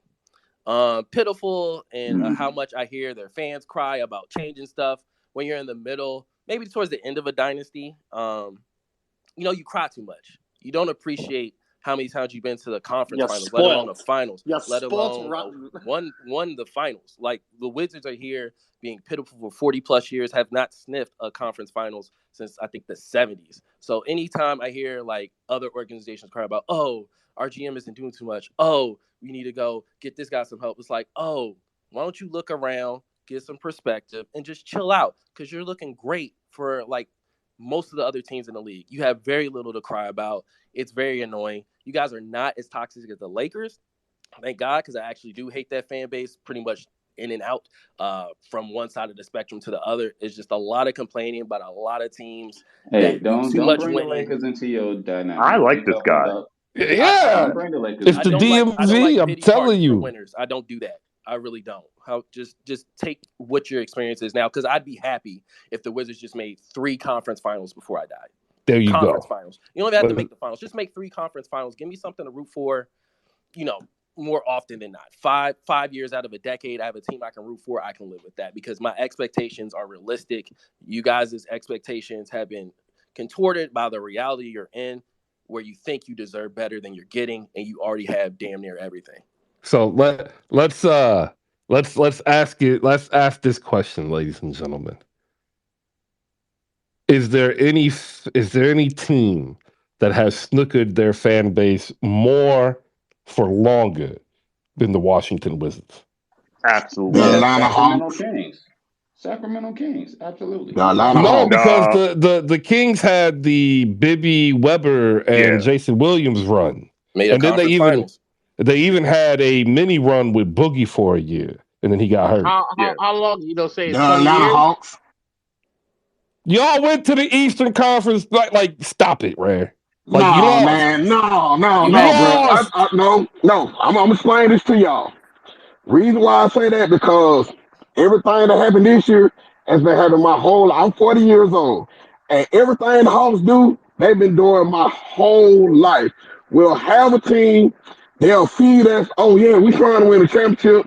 And then in the '90s, we had Matumbo, Dominique, um, Smeety from the city. We supposed to go to the championship that year. They traded Dominique. Fast forward, what, 10 years from that, we had the Josh Smith, Joe Smith, Al Horford. Oh man, we got all these wings. We gonna do this, and that. 5 years later, they trade everybody. Fast forward to the core six. It was supposed to be the core six. Now all of a sudden, slowly but surely, everybody's walking out the door. And this year, they're talking about, well, we might have to rebuild again. So no, they've been doing it. A lot of Hawks have been doing it my whole But life. but see, You you said had Lance those tonight. Slum. teams. Slum. Here, You here, here's what I, hold on. From a Wizards perspective, you know how many Chris, you eras did you say just Atlanta, skipped right? through? How many eras did you just skip through? Right? You have Like eras. We have the John Wall team that Ernie Grunfeld messed up a free agency for and ruined his whole little mini run with Bradley Beal and Otto Porter. Before that, we had minimal expectations out of the Gilbert Arenas, Larry Hughes, uh, Antoine Karan Jameson. Butler, Antoine Jameson years. Before that, we had MJ for 2 years, which he was doing some like MVP caliber stuff, but we were never really relevant enough once he got injured, especially. Plus, he was in the twilight or like the end of his career anyway. Those were like 3 year windows apiece. You talking about you had a good team for 5 years, the multiple times. How the I don't feel sorry for you. the There's best nothing to feel sorry coach, for. What? the You the, name the players. best I best can coach name. in Wizards modern history, ladies and gentlemen, is Eddie Jordan, Not Randy Newman. not Randy Randy Newman. Newman. Hell no. No, not No, Randy Moore. hold on. It was I'll say definitely Yeah, this. Eddie Jordan. Washington. Rare, we are the same. You are 40. I'm 41. That means you have seen your team play for the Eastern Conference Championship twice. That is 2 more times than the Washington Wizards have done that in my lifetime. And I'm Yeah. 41 years old. Well, I think I mean, but they it's a came up against us legitimate a couple of those times, and question. we put them out the playoffs. So I mean, let's be for real. They came up against us and got put out the playoffs. That wasn't After our you broke fault. John Wall's The hand, you weren't going to win that series. Go ahead with that, the Captain. the That's the Captain fact the talk. fact that we've had the Dude, fact that we've had 20 plus minutes of Wizards talk. Yeah, I think what it is Atlanta just wants to win at something. Like Atlanta sports needs a winner. They have the Falcons, right? They got the Hawks. Didn't they have a hockey team at one point? Like I don't know if they still have a hockey team. I don't watch hockey, but I thought they did. So like the Thrashers. Yeah. Appreciate that. The Thrashers. Um if the answer to your question is Eddie Jordan, you win. Like it's that simple. Like he's the best coach that they've had in literally the last 30 years. 30. You can even go back to 40. You can go back to 1983 when they lost in the first round and they had Gene Shue as their head coach. All right, 25 minutes of Wizards talk is done. We are moving on to bigger and better things. No offense to the Wizards. Like That's we're definitely happy, you're offensive. happy, but like no, it's not. It's reality because we have the Bucks to talk about. They beat the Denver Nuggets 107-99, and the Timberwolves beat the Pelicans 111-102. What do we got here? Anybody catch this? Anybody want to sound off on it? Because I hear the sniffling and the opening of tissue boxes in NOLA as these New Orleans Pelicans are not the same. They are not the same. All right, Joel's back up. We'll get him. Anybody else that wants to pop off on stage, we'll let him go. If you're down below, what's up? Come on up, raise a hand. Shout out to Saint from Nets Kingdom. Before we get back into the basketball, we'll take a quick break to shout out Saint. He is our third founding member supporting HoopSpaces. Like the Amazon deals is awesome, but the Amazon deal isn't a paycheck. In fact, there has been no paycheck. And tomorrow when we do the HoopSpaces by the numbers, you're going to realize that we've done over 370 plus shows, spoken to over 100,000 individual people with no paycheck. He said, "You know what? I appreciate everything you've done since the first day that I heard your space, right?" And he stepped up and became a founding supporter. All this is a subscription on Substack. There are 3 levels. You can help out by spending $5 a month for a cup of coffee. You can do 50 a year. That's a video game. Or if you have the ability, you can be a founding member, which is 200. And all of the money goes to making content. And so with the money from this founding subscription, I was able to buy the next piece of equipment that I need to help take this show to the next level. I'm going to take a picture and send it to him because that's what I told him, as well as he will be featured on the video series that we'll be having out starting at around the All-Star game. So shout out to Saint, everybody, a round of applause. um it's not easy, right? Like everybody has dreams, and to make the dream into a reality, it takes a lot of work, not just from me but from other people who's helped just by the association. But when we talk about taking it from a hobby to legitimacy, like I'm not gonna lie, we have continually punched above our weight, but we're at the point now where punching above the weight is just really going to get us knocked down because we're not going to be able to go toe to toe with the likes of Freddie Gonzalez. Like I love Banksy, like, but he's backed, if you get what I'm saying. So we're trying to do what they're doing, but we can only do it with your help. So please, if you've ever been in here, or if you're here once a week, 3 times a week, every day, consider supporting via subscription. Like it really, really is appreciated. I What's just up, Sean? subscribed. Oh, thank you, Sean. And I subscribed as I paid for the upfront. And if I can get you to admit that Doc Rivers is good, not great, I will become a founding member. That's not gonna happen. It's not Well, gonna then happen, guess Sean. what? That's money staying in my But pocket then. but hold your breath, Sean. So Fucking so love it. like Extortion. so So Extortion. you so you like You trying damn to yeah, right it's right? extortion. You Like damn straight right New it is. York. He is Let's he go, is New York. strong don't buy arming me don't like buy he an a cop endorsement. on the beat. Like my arm is behind the back, and he's like, "You want to get out of here? You gotta say that man. See, like, why you gotta do that, Listen, Sean? I got the Popeyes and the fruit punch, and all you gotta do is just confess. So There's so some principles here that Hey Chris, you gotta pay to play, Chris man. is You gotta going pay to to play. show. no. So the issue that I have is Sean. He knows my feelings about Doc Rivers, but like he's not accepting the argument, and like I can make this argument with the feelings I have for Doc Rivers, but what now he's wanting me to do is he's wanting me to go against my own word, and I cannot do it. Doc Rivers is a great coach. And this $150 is gonna stay in my pocket. I mean, he's a great regular That season coach. hey Playoffs, not Sean, so that's much. petty, man. And then to do it on the show, that's even worse. Sean, Hey, you listen, better that's than this, it's man. content, baby. You better than this, Sean. Am I? Do you know who Is I he? am? Is he? Do you Yeah, know who sure. He I is better than this, man. am? I'm better than this. Oh. I was hoping. Listen, I was hoping. listen. When they go low, I go to hell. Hey, yo, Chris, real quick, Imagine, Milton, before you imagine, go on to something else. imagine trying to bribe Chris with the same thing, but with Luke Cornett though. Yeah, see, you can't. Yeah, someone tried that. You just ain't gonna buy me for that. Like it's like I told somebody they're like, hey man, we really like you. We want to do this. I'm like, bro, that's nothing. If you want to buy me, you need to come like 1.5 million. Okay, well, what if I give you 1,000? I would think about it, and I'd still probably say no.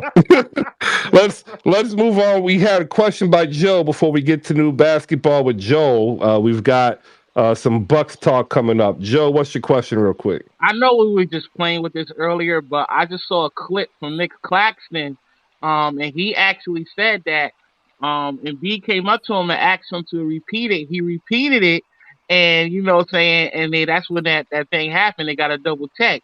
You said that you don't think he repeated it. I just thought I that didn't was say funny. he didn't repeat it. I said he didn't repeat it in the same way. He turned away. He looked away, Joe. He Yeah, went diminutive. He didn't stand his ground and get no to nose and say, Joe, you got somebody running in your face, spitting in it, like sweating your face. I turn my face too. all I'm right, just see, I saying. see. You see, look, you're just adding unneeded context that didn't happen. We're gonna go back to Joel. We've got some getting some DMs that are hilarious that I can't share. And be most likely to have halitosis in the league. Oh, let's not start, man. Like that, there are there are well, no, there are some players that they struggle. They struggle with the breath, and then there are some players like Joakim Noah who just says, "Oh yeah, man, I wouldn't put on deodorant or brush my teeth. I'd make sure to eat extra garlic. Like I want them feeling it. Like I'm like, oh God, that's just nasty." We'll go to Joe. Joe, what do we have for the Bucks and Nuggets? Timberwolves, Pelicans. Next three up after that. Hawks, Thunder, Grizzlies, Warriors, Jazz, Trailblazers. Thank you, everybody. Good morning. Yeah, so Chris, which player has played the most seasons in the NBA ever? AC Green, I think. No, that's Robert Parrish. Kareem Abdul-Jabbar. Kareem, it's either No. Kareem, huh? Who has played the most? And he's also the person who is the only person to play in 4 different decades. And if you look at me, you'll see him. Vince Carter. It's Vince Oh, Carter. Vince Carter. Oh, Yeah. I forgot about it. But because there were 2 He arguments. played 20. Yeah, he played 22. Yeah. So there were two arguments given in the earlier debate. One was different time, and the second argument was, Tony Parker fucked up his average by playing till he was old. Vince Carter, in his final 7 seasons, he averaged 5 points, 6 points, 8 points, 5 points, 7.5 points. You really He waited for played this? longer. He started 2 seasons before You Tony Parker. really waited Wait, an hour for this? Did He you see his played 2. profile He picture? started. Hell yeah, he did. Listen, he started 2 seasons before Parker played, and his average is 16. In career average is 16.7. It's more than 2 points more than Tony Parker. So the whole You argument that he waited was an old. hour So, for this. so the That's whole it, Who's man. argument that he was who's old at arguing that different Vince times. Carter versus Chris versus Yeah, like Kyrie? you waited an hour and then you're bringing in a third player. Like this is nasty. Makes I a love point. it. No, Makes a I'm great point. destroying two Well, you know, arguments. That I'm there's destroying here's two another point. arguments. Jamal Crawford played 20 seasons, right? And he's going to be a Hall of Famer. And some people who don't watch basketball be like, why is he a Hall of Famer? And we'll be like, go watch basketball, right? So, like, when I say Tony Parker versus Kyrie Irving, again, I'm not talking hezzy skill set. I've given you the skill set, top 5 all time. Like, I I just got no destroyed. problem saying I that. destroyed What two I'm arguments. saying You is said he messed up his average by he playing too did. long. He You said did. It you went said down. yeah, and someone else said, it was a different time. I'm taking a contemporary of Tony Parker, and I show you that he destroyed his average at the end of his career, and he still has a higher average than Tony Parker. And again, the totality of accolades is the payoff, right? Like the pendulum swings both ways. You cannot make a singular argument on one set of facts when a concurrent set of facts are still there. So, like when I said Tony Parker or Kyrie Irving, everybody defaults to saying Kyrie Irving without a doubt because he's better. And yet I tell you, this isn't a skill question. We all give you that on the argument, yet you still argue the skill.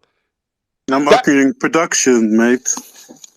and in the production of the stats, at the end you get accolades, right?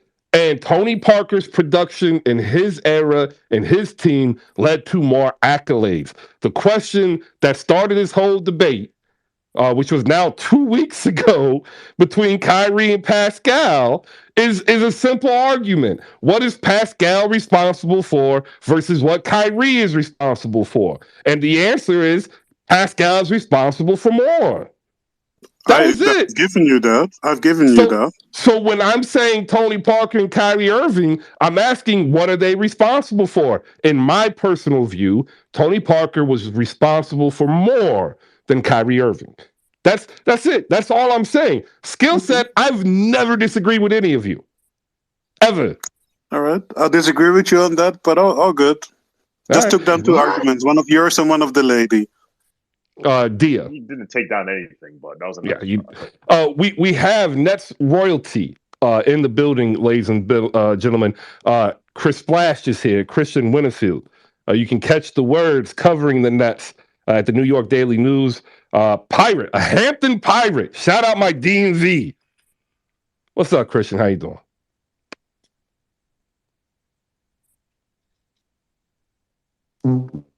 Very poignant as always. I feel like you're a little nostalgic today with your DMV. So I'm just gonna leave you alone, bro. Well, the reason why, there's a place that I used to get crab cakes from. They closed. It's a mom and pop. My pop sent me the text last night. Like they're done. They're closing. There was a family accident, and they just can't do it anymore. And instead of selling, they are just closing. And I'm a little, emotionally raw because I had a lot of really cool and good moments there. That's all. TJ, Memorabilia. I get it. Nostalgia. yeah, TJ's up here, so we've got something heavy because he usually waits until the Golden State Warriors are the topic. TJ, good morning.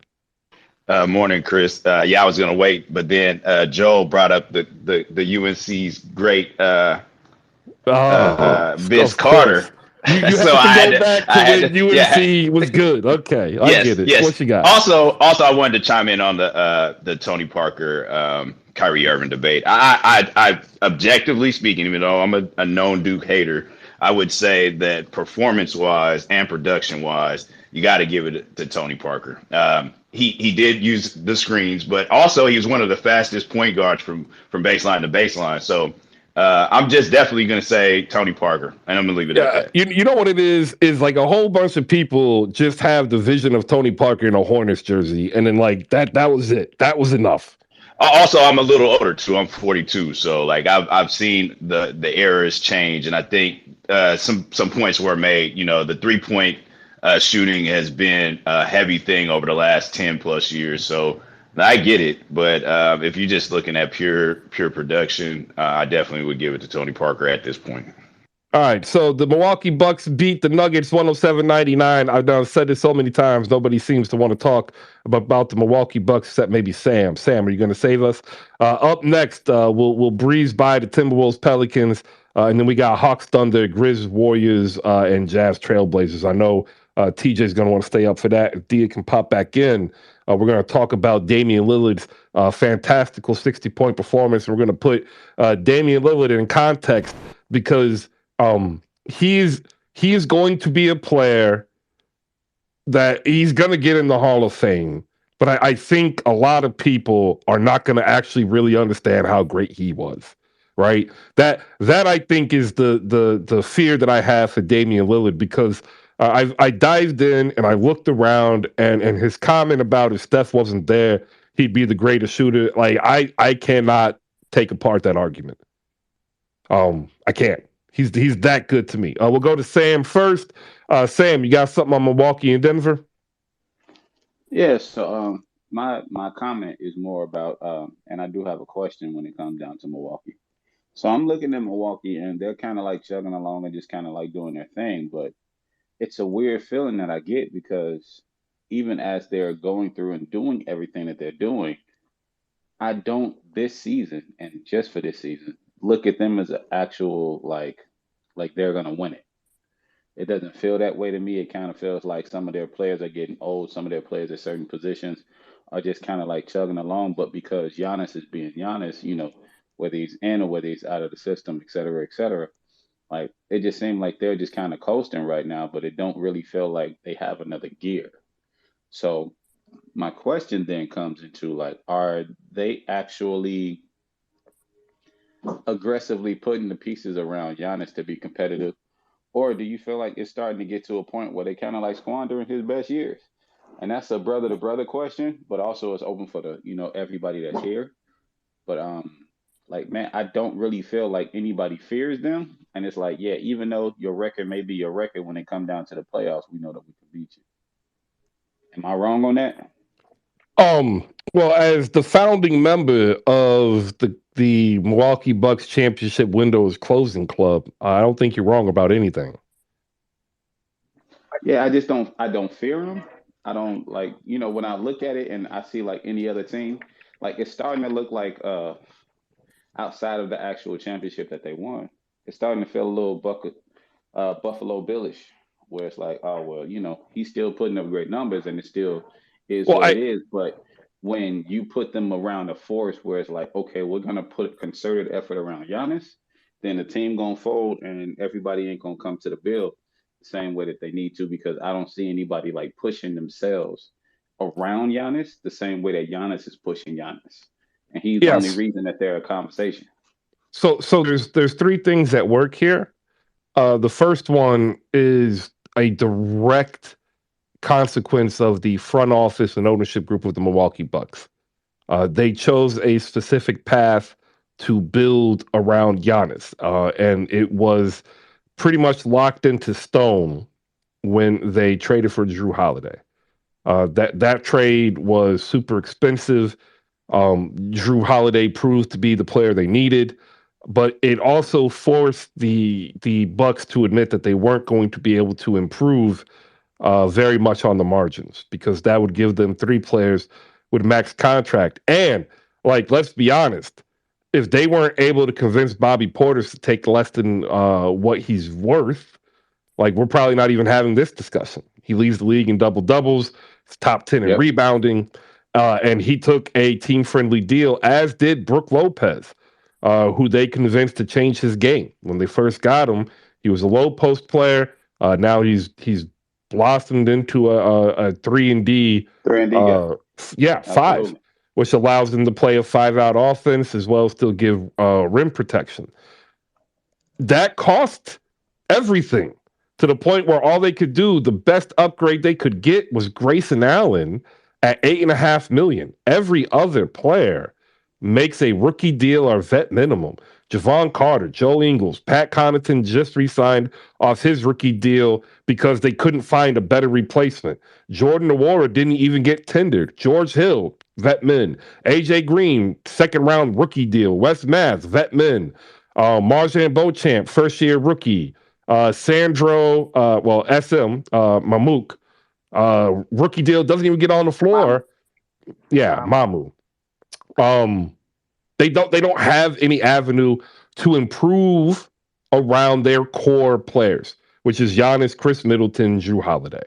That's it. And when you come up against a team like Brooklyn, who has been able to now put together a team that actually fits around KD, you don't think Milwaukee can beat them because you look at Brooklyn and you're like, dang, well, KD's going to rule the mid range.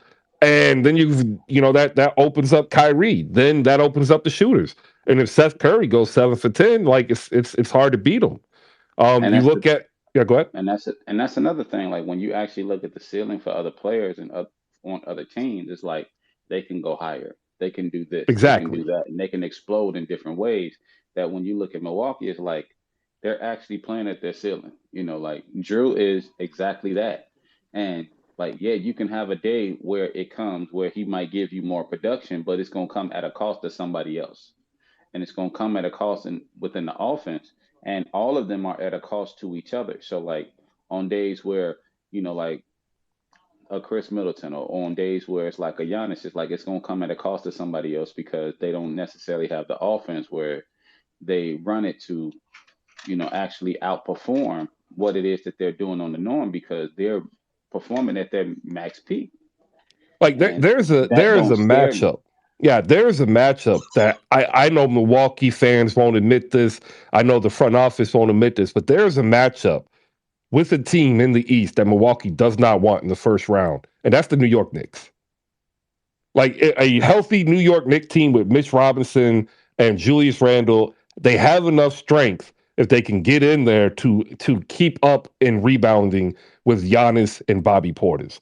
And if you can out rebound Milwaukee, you cut down their offensive possessions drastically, they struggle scoring. And like it or not, right now, New York probably has the best case of an early round upset if they were to face the Milwaukee Bucks in that first round. Like a lot of people think I'm joking, but I'm not. Like it's legit. Nah, I'm not gonna say that you're joking, but Sean, like, what's your thoughts on that as a resident New Yorker? I think that the team that we actually have the better chance to beat in the first round is the Cleveland Cavaliers, with a healthy team.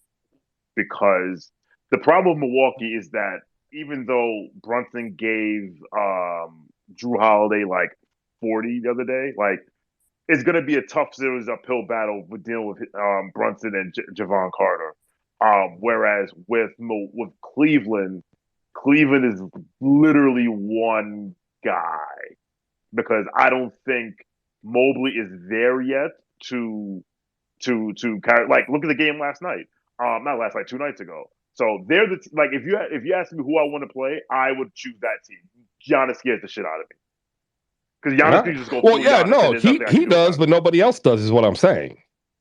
If I had to choose between Giannis going full Giannis and Donovan Mitchell going full Donovan Mitchell, I will choose Donovan Mitchell going full Donovan Mitchell because when Giannis goes full Giannis, like you're cooked. All right, I happen to think that it's actually a better matchup. There's a case because we play them close all the time especially because we and Breeze, shout out to Breeze, he knows and Bankard, he knows I've been on this like our Achilles heel defensively is we give up a lot of open threes, but they're not good at shooting threes. So that's where that combined with the offensive rebounding, we would have a shot. But if you asked me to choose, I would choose Cleveland. Right. But yeah, there's a path. All right. I don't think as of right now they would play Miami, I think. Right now we are 7th. So if we made the play-in, we would we played Phoenix, Play Philly, Philly. They play Philly. Philly. All right. and that would be a 4-1. Yeah. Yeah. We'll move on to gentleman sweep on that. Pelicans and Tim. Shout out Nick Stan also. I gotta run. Peace. Oh, all right. Love Peace, being man. up here, brother. Yeah. Shout out Nick Stan. Pelicans lose again. It's just not there. When Zion isn't there, they just key in on CJ McCollum, allow him and control him and corral everybody else, and they just can't overcome it. But it's there. I think it's relatively age related too. A lot of young players just they can't step up and be consistent just yet. The Hawks beat the Thunder 137-132. I think they're like the same team. Like, could you imagine the Thunder if they had Clint Capella? I think they would be like the same. I really I can do. agree with that. They are the It's exact same thing. yeah, I can like agree with that. it's weird. It's like SGA is a combination of Trey and DeJounte. The fight merged together. Yeah, I said the Yeah, same thing last night watching that game. I was like, he looked just like DeJounte and Trey if they was to one player. yep. And the difference is though is he hasn't really settled in on a consistent perimeter shot. But man, he is good. Likely to make the All-Star game. That's SGA. Question that I have in regards to people and the Atlanta Hawks: are we starting to believe that they are going to ship their shape and actually be contending to try to get back into the top six? Are we just going to see this yo-yo up two, down two, up two, down two, like we've seen all year? I think it's gonna be a yo-yo. I just with Nate at the helm, I just don't see it being better. Like it like our feelings maybe win like 4 to 5 games, and then it's like we'll lose 2 games, but you'll be like, how the hell did we lose those two? And then we'll come back and win like 2, 3 games, and then we'll go on another slide again. But I think as long as him as head coach, it's just gonna continue to be like that. I don't know why it's like that, but it's like I don't know what his philosophy is, but it's like when Capella ain't there, it's like see John Collins and we look like real good, and then the minute Capella come back, it's like stick Collins in the corner and let's just keep trying to get a ball to Capella. And it's just I don't know, like it's crazy. And then on defense, it's like we sag in the lane and it's like, hey, shoot the three on us and let's see if they make it. And then once they start making it, it's like it's like he don't make no adjustments during the game. And it's like we was up what 14 to 15 in that game, and it was like what like with him as the coach, it's like, okay, here it comes. Okay, here it comes. Are we really let them come back and win? Okay, we got a block. Yes. Thank you. Okay, we find like it's like with him, it's like we find ways to lose, and it's just like it happens every game. Like every game, so like the last 20 games, like probably like 15 of them, we done been up like 20 points and we'll lose. And it happens like all the time. And it's like the minute the 4 quarter comes, like how are we gonna lose this game tonight? Yeah, I think the biggest issue is the Atlanta Hawks really believed in their own depth, and what they found out was that they were not that deep. But I think we never tried to see. Like he has certain people he played, and we don't play them like James Johnson, for example. James Johnson come out and drop 15 tonight, and then the next game you won't even see him, and it's like, and then he'll try out like Holiday out there. And it's like they don't give us nothing, so why not let these young cats play to see what we have? But see, I said this 2 years ago. And people got mad at me. I said, "Oh man, you crazy? We're on our way to win championship." I said the worst thing that happened to the Hawks was us going to the Eastern Conference Final because in not player development, the Hawks hadn't developed as a team, and we're gonna speed this timeline up. And I give it 2 or 3 years, and we're gonna be like, you know what? It's time to rebuild again because that's just what the Hawks do. It's like if we get to a certain point and we don't take that level, it's like, all right, who we got to get rid of to find the what's like. Like I tell my friends all the time, I'm like, it ain't the players change, it's the league shit. Man, the league is going away from the big 2 or 3 players winning a championship to you have to have a full all around team out there to beat anybody now. And it's like you said, it goes back to the depth, and we just don't have it because we rather find veterans that don't need to get those minutes instead of those young players, and then we'll just get rid of players and we don't bring nobody in that's better or that adds to what we need to do. Well, But as far as that's the beauty of the NBA. Is although there's like the 450 greatest basketball players in the world for the most part, it really is the story of 20, right?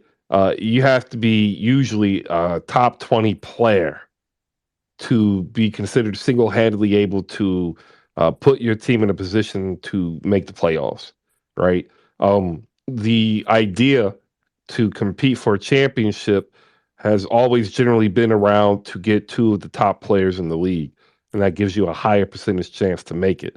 That was born out of an old system before there's free agency, by the way, because you'd have the Boston Celtics who are able to get the best players. And then you have the Los Angeles Lakers who are able to get the best players, right? That's how we created the economy. In terms of championship economy, you have to get these best players. There are fewer champions like the Detroit Pistons, where it was more considered a team championship with Chauncey, Rip, Ben Wallace, Rasheed, Tayshaun Prince, versus the champions of the top players: Steph, LeBron, Dwayne Wade, Shaq, Kobe. Like it's a very interesting exercise. Um, in perception, because every year, for the most part, there are always 20 to 25 teams that believe that they have a shot to be better and surprise, and shake up the world. But like the Atlanta Hawks fell to that, and they wanted to accelerate their rebuild, and in the process of accelerating the rebuild, destroyed the rebuild, and this is the yes, fallout. we did. And this is the fallout. You're so right about Yep. that. And that's what I told my house. Like, man, we just went away from the rebuild, and now, but it has always happened though. That's what I was trying to tell y'all. This has always happened in Atlanta. This ain't the Oh first no, time yeah, it I just. know, but like This has it's always not like happened. Washington though. Like No, I'm saying it's Washington, not like Washington, but to me, yeah. that's how I feel. Like, cause I feel like the biggest problem with the Hawks, and will always be with the Hawks and the Falcons. It's like we'll see another team succeed, and we'll try to, okay, yeah, let's go do that and bring that over here. Well, you know what it could be? Like it could be the fact that your Avi has a Miami Marlins hat and not an Atlanta Hawks hat. Could be that. Basketball guys, they're finicky beans. You said They that could, city can be. they're finicky I mean, beans, but and I they could just really see got that into that. hat. Like, I really just really got into wearing different hats and stuff like that. Yeah, But it has, like like, for me, it's not about a team. It's just about what I wear and what goes with what for me. You know what I'm I'm saying? just Because throwing I that have out plenty there. of Like I'm just saying, Austin could be. plays and what's my stuff. All I right. mean, but We it's certain stuff I like though. Hey, So, but no, I get it though. what's up? What's up, Sam? question. I got 4 games I want to get to, but go ahead. Super cool question.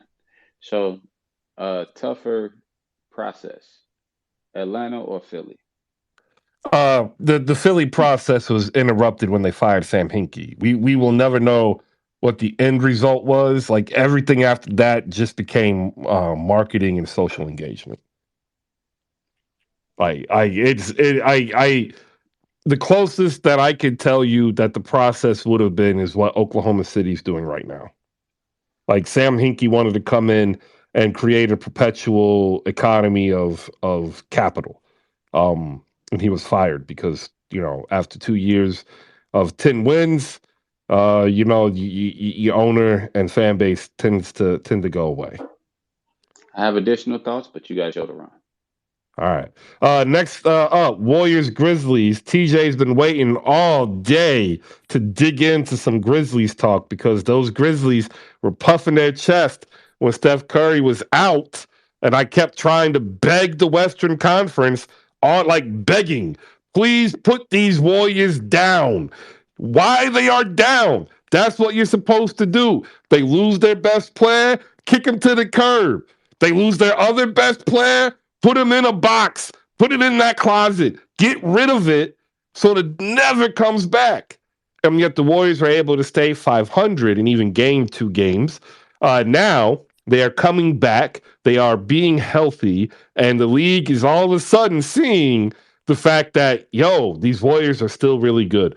122, 120. John Morant, 29 and 12. Steph Curry, 34 points. Jordan Poole, a game winner. But I want to go ahead and give a shout out to Mr. New Media, the Draymond Green. 8 points, 13 boards, 7 assists, 1 steal, 3 blocks, and plenty of why'd you call that foul on me faces. I don't think any player other than Patrick Beverley gives this look the most. Like PJ Tucker's up there, Pat Bev does it the most, but like the moment he hears the beginning of the whistle, like he doesn't even hear the whistle all the way through. They could be whistling Kaminga, and he is already hands up, jawing. And I'm like, bro, you are so guilty. And I love it. 3 shots, 3 for 3.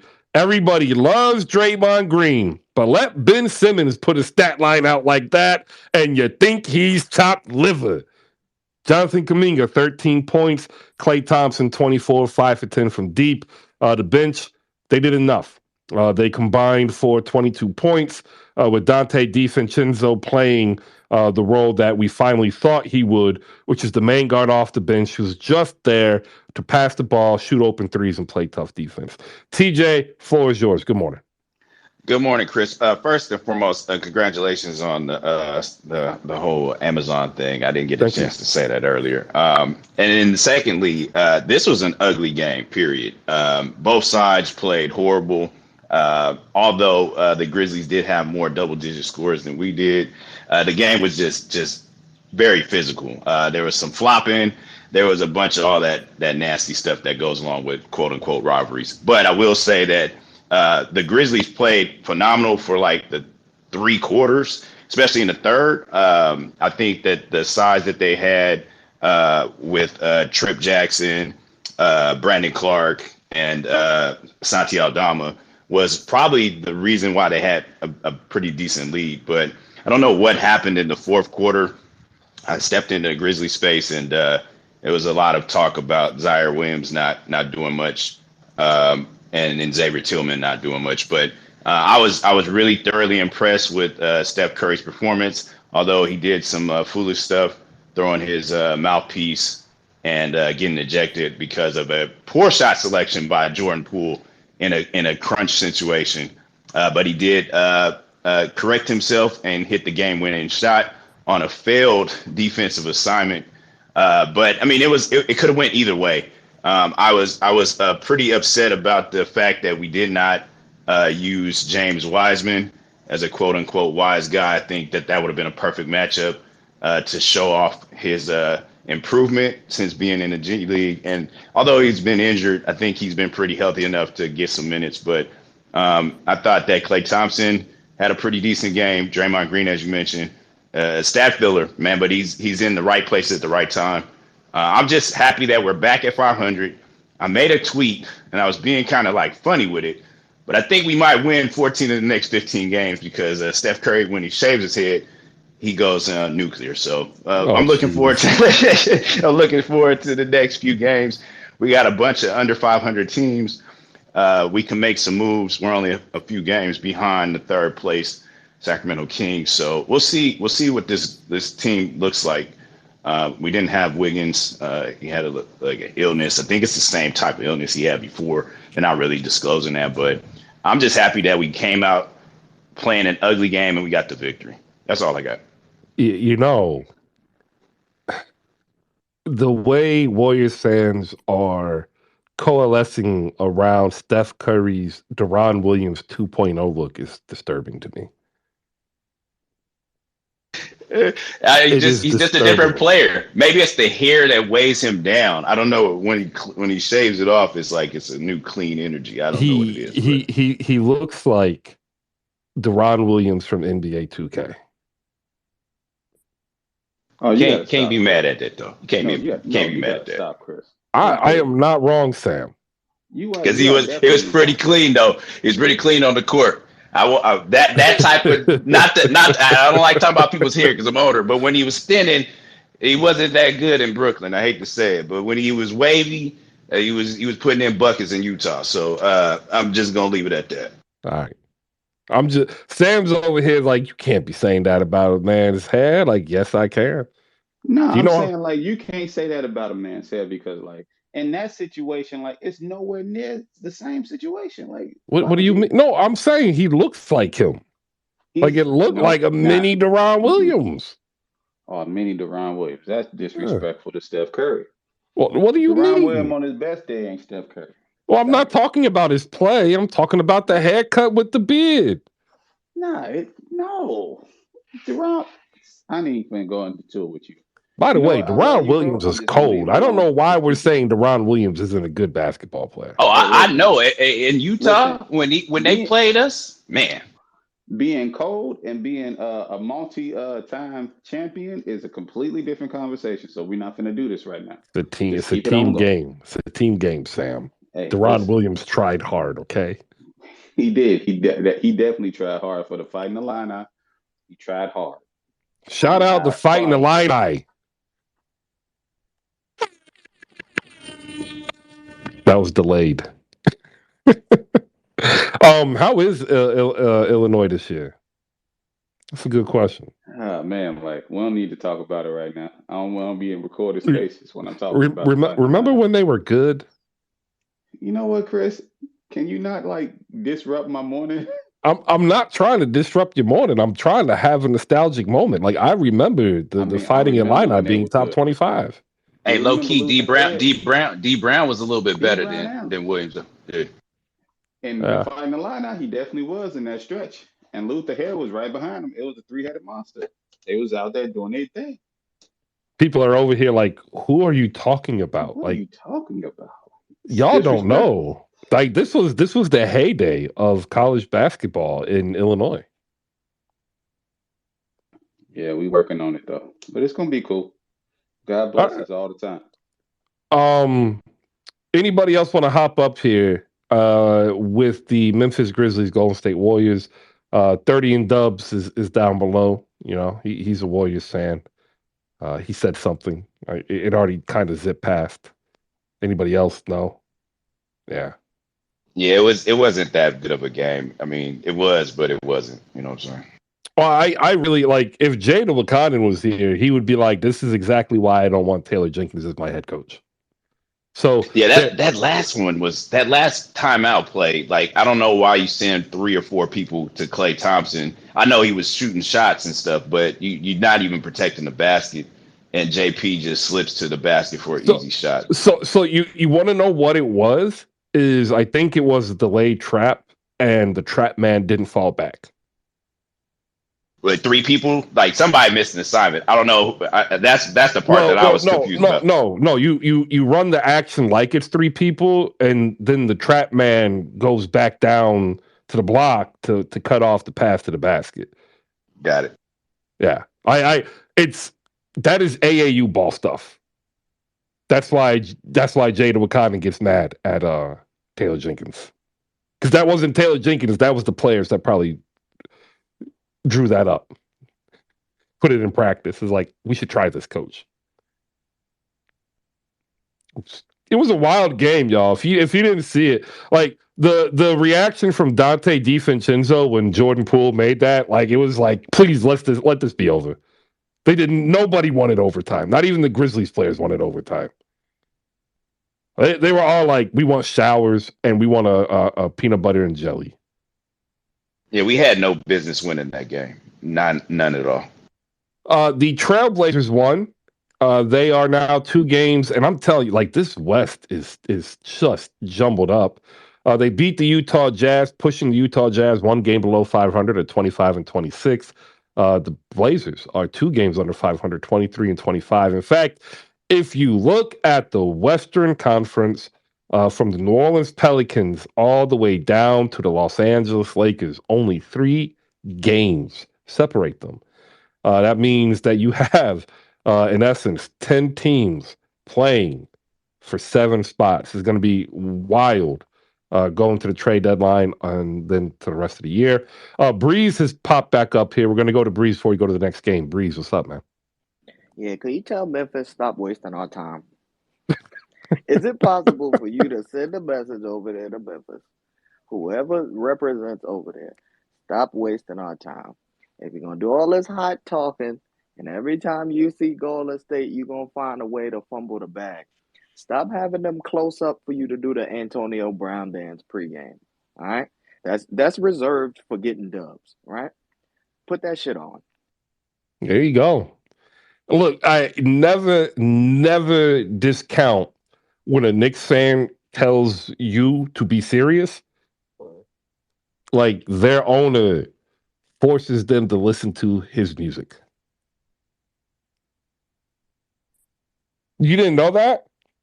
Did you know that he pumps his own songs into Madison Square Garden during pregame and postgame? Like when y'all going into the Garden? You didn't know that, Breeze? I had no fucking idea Uh, that happened. didn't he have make a headline again today? Who, Dolan? Yeah, he made headlines again today. What today? What did he do today? He's messing with the liquor authority of New York. Oh yeah, no, it's not messing. It's business negotiations, and it's centered around the Rangers. I remember that because this has happened before. He did it also last year, where he's like, if y'all don't want to, make a deal with me for this, like I'm gonna just poo poo and say no booze. He's a curmudgeon. Like I feel for Knicks fans sometimes. I'm very happy that James Dolan is not my owner. Yeah, there's a lot of reasons I'm emotionally detached from like emotions involving the Knicks. It's the best place to be. I can't really get too high, can't really get too low, but because Well, it's if you one of them diehard Knicks fans that's like still emotional, bro, these are some rough times. so like real quick, before we move on, because I have family that live in New York. I used to go and stay with my aunt in Queens.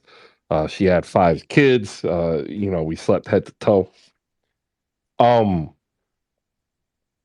I think James Dolan thinks he is the living embodiment of all of the Godfather movies. He went on Fox 5, which is New York's main Fox TV station. It's got like I think the third largest viewership for a Fox station. I think Dallas and Los Angeles are or Los Angeles and Dallas, something like that. They're the only ones ahead of New York.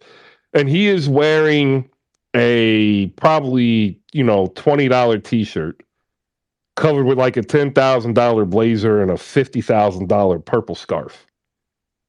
And like he gets on there and this is a story that was supposed to be more like, hey, look, I'm only trying to keep us safe with this facial recognition, so we can make sure we catch these guys who are assaulting fans.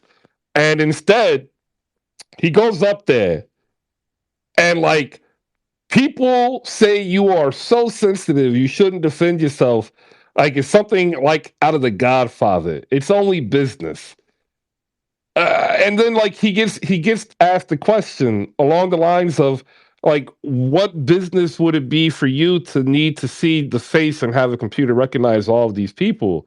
And the look and fake media laugh that he gave the reporter um was just downright scary, because that was like the look and laugh of I am James Dolan. Who are you to ask me a question? So I feel for you, Breeze. You got anything on that from last night? Because that was wild. You I don't talking know about if Breeze the was. James? You talking about the James Dolan thing? Yeah. I try not to watch nothing with him at all. I'm sorry, I can't do it. It's a reason like Like, it's a reason that people are hired that he's not that people are happy that he's not visible, because every time he is visible, you get shit like this. Literally said, quote, when asked why do they have it, why aren't they doing something about the quality of life in New York? And then says, if you sue us, we're going to tell you not to come. Like literally. Ah, man, I feel for you guys. All right, we're moving on. Back to basketball. We've got 3 more games. We're on Portland and Utah. This was Damian Lillard's 60-point performance. He in early in the season said that if it wasn't for Steph, he believes he would go down as the greatest shooter in league history. I think he very well might be true because he came at the time of the burgeoning of the 3-point, as did Steph. I want to know what your thoughts are on that. We have the Raptors beating the Kings. The beam was not lit. Pascal Siakam, 26, 11, and 7, vindicating Toronto Raptors fans. Those are the 2 next up, and then we'll close out with the Spurs and Suns. Go ahead, Sam. So, man, you just completely derailed everything that I was going to say, because I was going to ask the question. But just Well, in the what's games your that question? but in the games that you question, like, just looking at how Dame looked last night, like in everything that he did that I saw, because I didn't necessarily see the game, but I saw the highlights. But like, Dame understands what it is to be a one-man show, and then, like, I don't want to say that he feels frustrated, but like, it's like an exoneration, because when he had the night that he had, it just really, really just came off as like really, really kind of like him being true to himself, and him being true to himself in the way he wants to play, and the brand of basketball that he feels, whether it's winning or not, that is accountable. And it's just unfortunate, because I wanted so much more for him, and you can't never turn back to him and say that he didn't do his part. But I don't know if he's gonna go and he's gonna go down as the mellow of this generation, and it's just unfortunate. And I just I wish that it was different. I don't think he's going to go down as the mellow because he stayed. Um, But you by the get my way, point.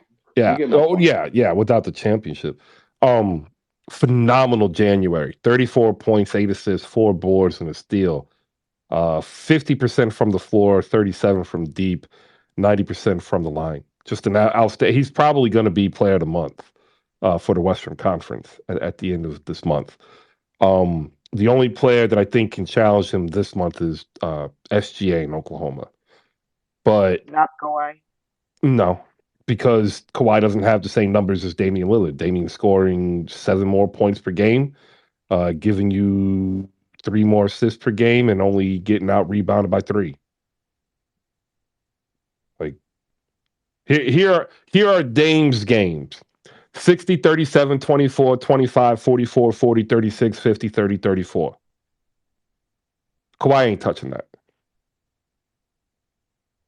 What's Yeah, the nothing to record talk of about. the Blazers for that month? They are 500 for the games that the scores I just gave you. 500 record for the month. They are 5-8. I don't know if the league's gonna be rewarded. Here's his shooting splits: 72, 63, 30, 30, 60, 60, 55, 57, 48, 48, 30, 39, 50 from the floor. 60, 63, 23, 23, 50, 44, 36, 38 from 3. Like he's played better. Like, I'm sorry. But Chris, in his prime, do you think that Portland will ever go far in the playoffs, or even reach a conference final?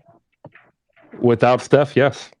No, Because no, they no. were I'm talking about in Dame, because what I'm saying, I think it's such a shame that that good of a player probably won't see that far into the well, no, playoffs. Like, I again, I don't think it's a shame because he ran into Steph. Like he ran into Steph. I mean, God, how many people ran into Jordan?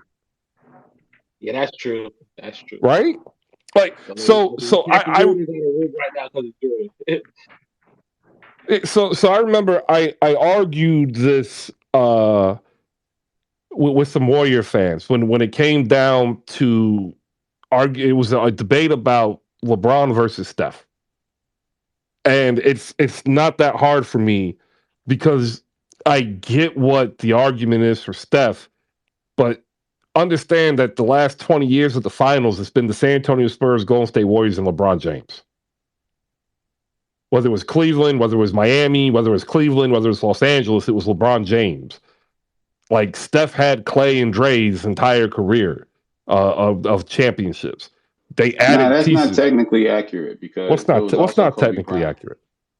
What It are you was talking also about? Kobe Bryant over the last. You said the last 20 Oh, well, for years. the Spurs, Lakers, and Warriors. Sorry, I left out the Lakers. Yeah, so Yeah, like it was my also bad. Kobe Bryant.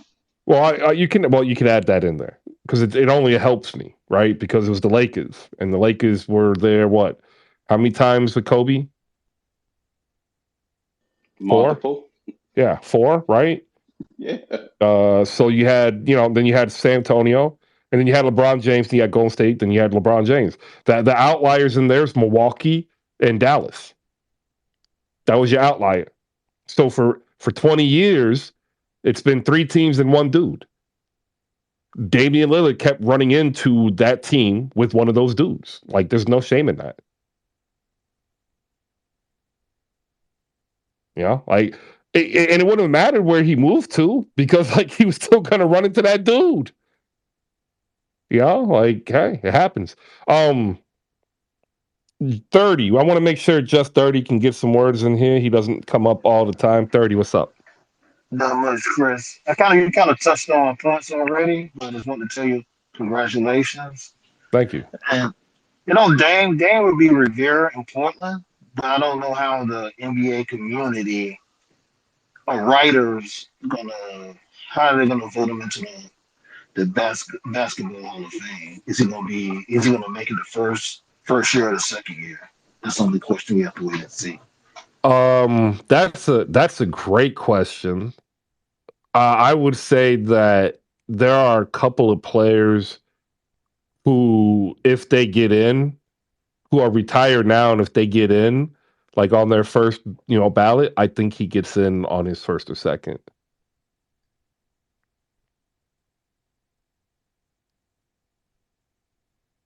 Like he's been that good in his career. I think the biggest issue that he'll probably run into when it comes to writers post career is they're probably going to be like he should have left, right? And then we're going to have that whole other narrative just in looking in the past that he should have left, and I dislike it because he didn't want to leave, and I support him because he wanted to try to win in Portland. Why? No, it's not. I rock with Dame. That's my mentality. I am going to try to win here. I'm not saying that because, like you said, saying the writers is gonna handicap him because he didn't leave. Oh, yeah. But I think that saying that shows saying something too, because low key, like after Kyrie, I mean in this generation right now, I love Dame. Feel me? So I really wanted to see him achieve more.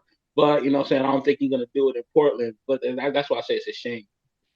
Yeah, and you know what? Like it would be somewhat ironic or in a way if like his last season he played for his hometown team and they win, right?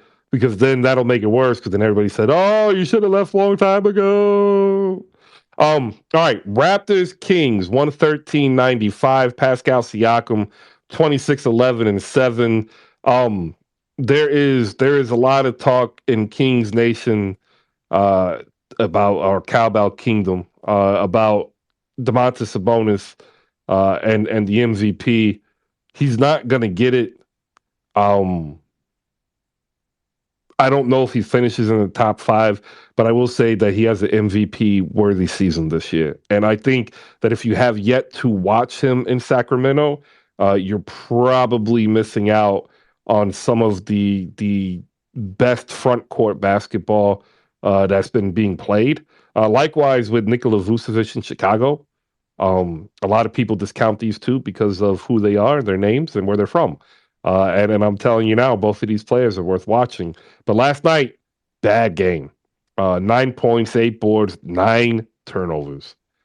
Yeah, he had a Uh, bad game, but low key, you, this has been a very good season for him, yeah, Sabonis. well, the issue with the bad play is last night was the first night that I saw his hand uh, impede his play.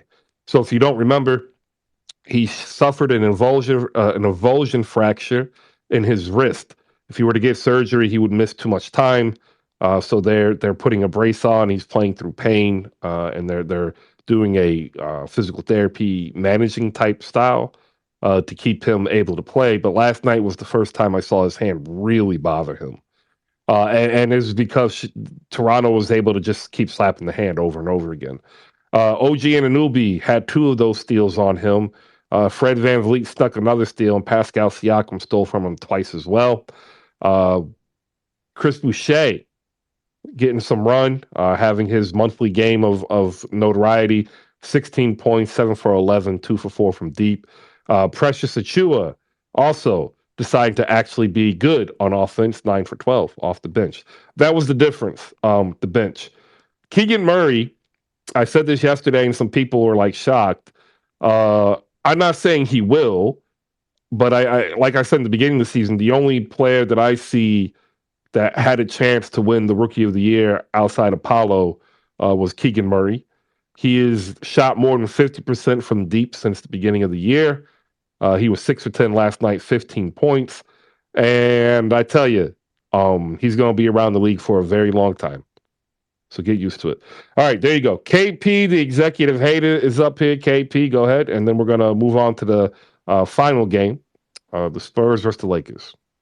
Oh, thank you, Chris. I hope everyone's having a stupendous day. Chris, I'm fine at work. You know, some people say they fine on the East Coast. Some people say they fine in a relationship. I'm fine at work. So shout out to being fine where you at. For a long time, I've been very pedestrian in my life, but I'm trying to get out of that rut row. Shout out to Scooby Doo. If you're pedestrian and you're fine at what you do, announce it to the world so people can come and tell you to shut the hell up. Shout out to the Dancing Bears. I call them Grizzlies, the Dancing Bears, aka the Berenstein Bears. If you know, you know. Young people, there's a Google machine. You can look up Berenstein Bears. It's hilarious. Can we just put the final nail, and not in the coffin, because I don't wish that on nobody, but in the narrative of rivalries. This is not a rivalry, people. I was watching the game yesterday, and when I say the game, there was only really one game on TV. I don't care about all the other games. They kept saying rival. This is a rivalry week. It's a rivalry. It's a rival. It's a rival. It's a rival. It's a rival. And then when Roz go on Woody said, "Oh, it's not." The Warriors don't really think it's a rivalry. They started saying, "Oh, it's a budding rivalry. It's budding. It's budding. It's like good weed. It's budding. It's budding." Stop it, people. There's no rivalry. The Dancing Bears will never be anything. Ja Morant has no offensive game.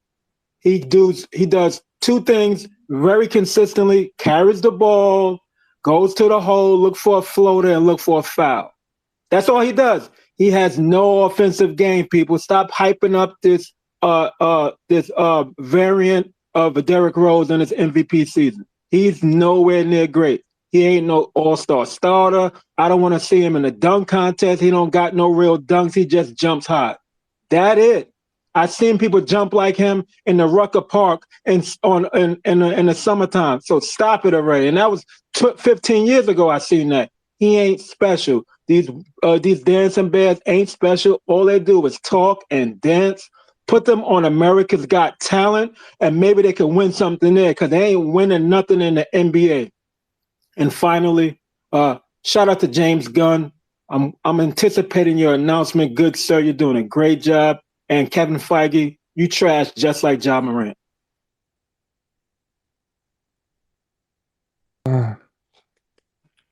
Point to KP. Although I do have to say, for those who have a alternative meaning for Dancing Bears, we are not referring to that alternative meaning. Oh, I Somebody's don't know yelling. what that means. All I see them, they be dancing all the way, but they stop dancing when they see the words. I don't know. Did somebody turn the music off? Did they lose their rhythm? Or is a lot of, are they Caucasian? They stop dancing? I don't know what's going on. You know what? I am going to probably, I will allude to it directly to a DM because I think once you find out, you're probably going to start cackling awfully loud. I appreciate. Shout out to TJ down there. I appreciate you, good sister. You're doing great work on the YouTube. Like, comment, and subscribe. I support all people with dope work, unless you are from Memphis and you trash, or Brooklyn Nets, you trash, and the Knicks, you trash, and the Lakers and the Phoenix Suns, and. Just stop, Cat. Damn, Kate. The hate is real, ladies and gentlemen. Last game up on the docket, 12:45, heading into getting ready to close out the show. Los Angeles Lakers 113-104 over the San Antonio Spurs. The San Antonio Spurs are tanking for Scoot. They are valeting for Victor. They are hapless in their competition, so to speak. They are trotting out a wonderful starting lineup of Jeremy Sohan, Keldon Johnson, Jakob Poeltl, Trey Jones, and the immortal Keita Bates Diop. Shout out the Ohio State Buckeyes. That's the Bates Diop I'm speaking of. Zach Collins and Dougie McBuckets and Josh Richardson each all got 20 plus minutes off the bench. But it's time. It's time to play the kids in San Antonio once again. That was the call back when DeJounte Murray was itching to get court time above Tony Parker.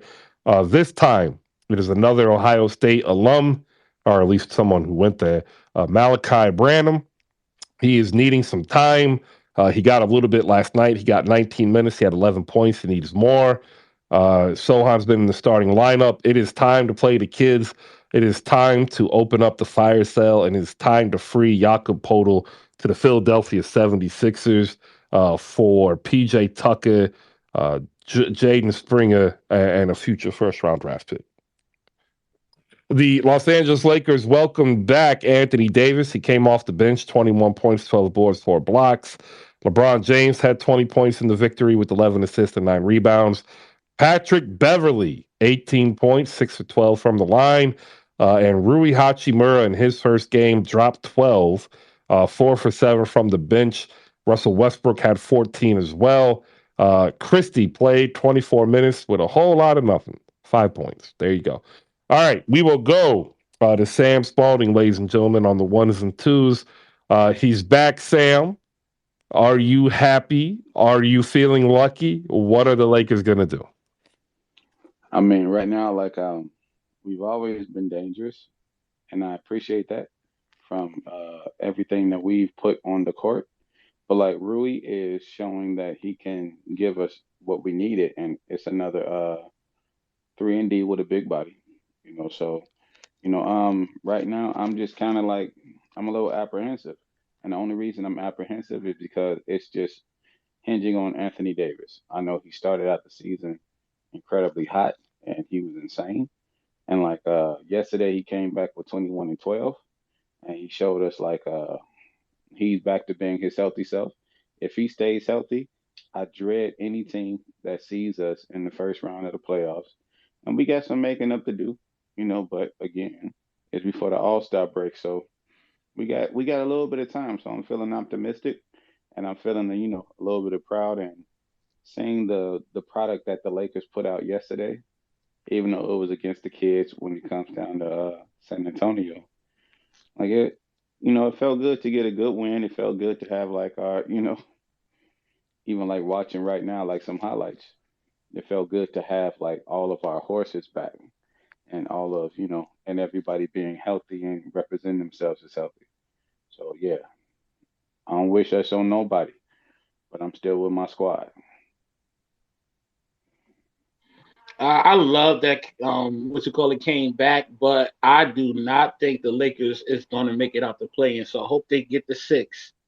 I really don't.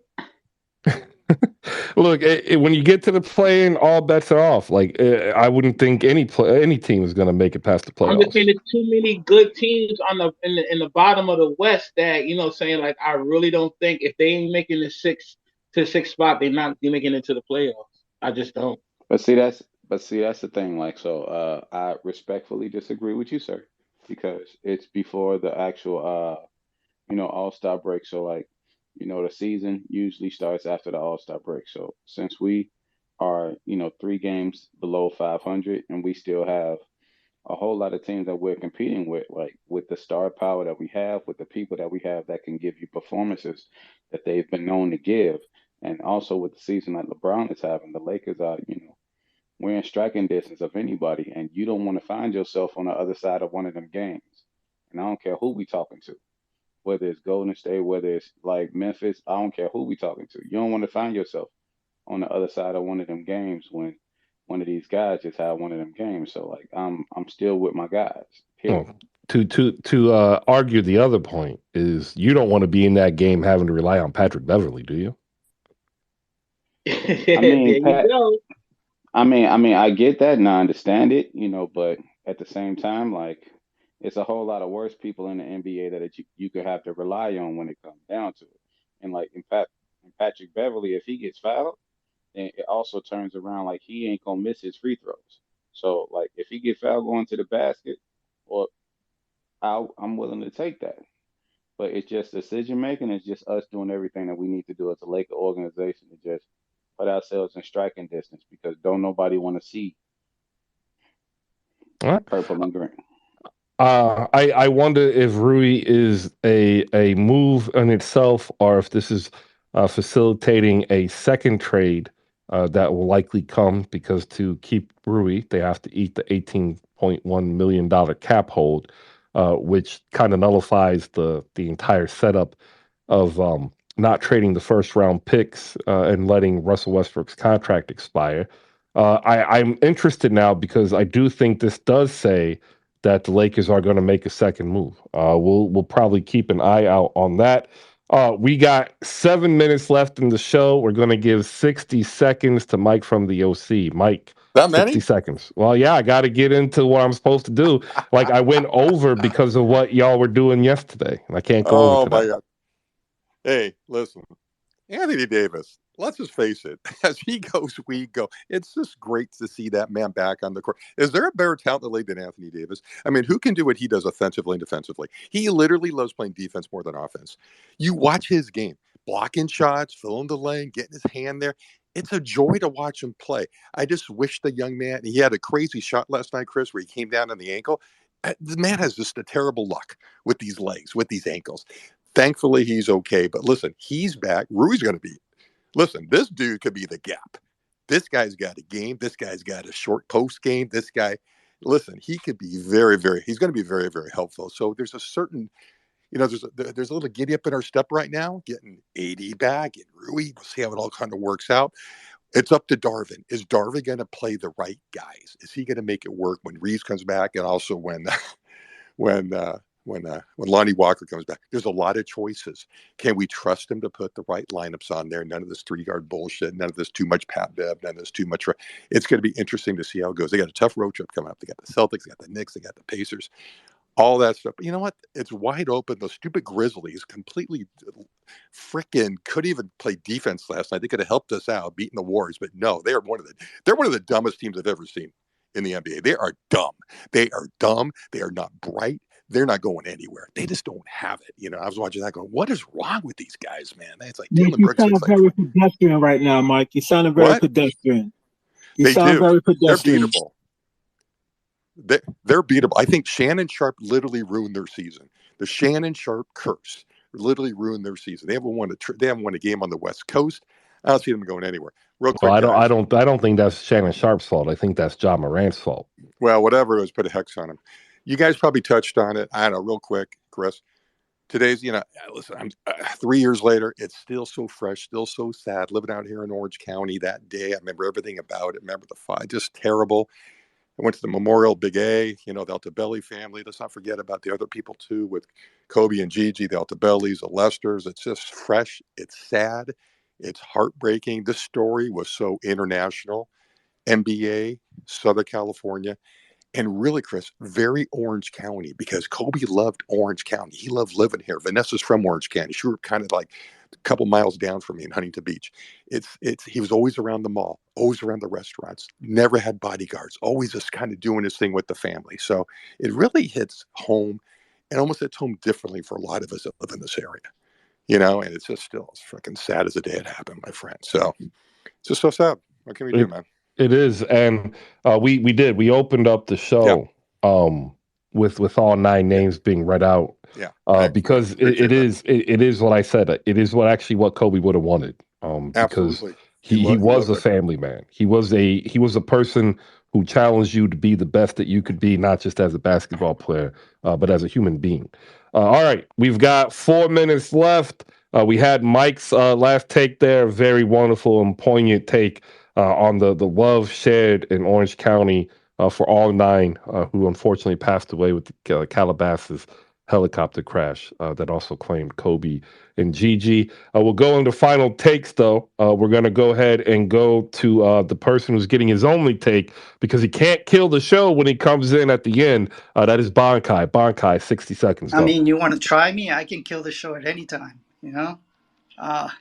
But I just came up real quick to congratulate you on everything you've achieved so far, and I'm sure you're going to achieve a lot more. So I'm very happy for you. I mean, I wasn't one of the very first ones that came, but I found a space one time and I loved it, and been here ever since. So kudos to you, Chris. All right. Appreciate it, Bankai. Yeah.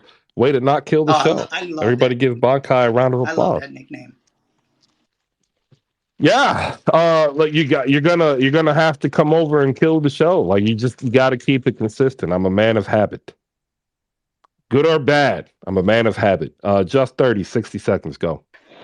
I just had one question, Chris. Do you think Brandon Miller can end up being the second overpick in the draft if he have a great?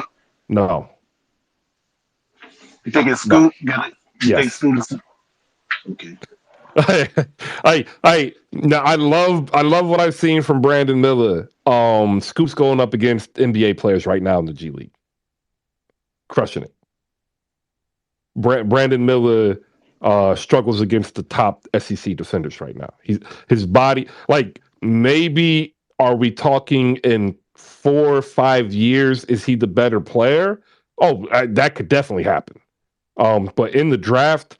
It is the fight for third, and he's in the lead, in my opinion. With the Twins probably rounding up 4 and 5, by the way. Because Nick Smith in Arkansas just hasn't been healthy enough, so there's just not enough tape on him. He'll still probably likely be in a lotto pick. You got a couple of kids in the state of Texas, not the team. One from Texas, one from TCU, 2 from Houston. That could possibly be in the lotto. But yeah, right now it's the race for 3. And to be honest, like if Brandon Miller continues to do what he's doing in Alabama and Alabama finishes top 4, I think it turns into a race for 4. And then I think no matter who you are, it's set Victor, Scoot, and Brandon. Like that kid is good. Good question, 30. We'll go to Joel. Joel, 60 seconds. Go.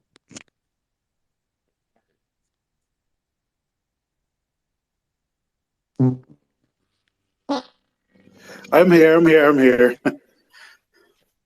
All right. I was about to do it for you. I was going to say Vince Carter was a phenomenal player who played 22 years.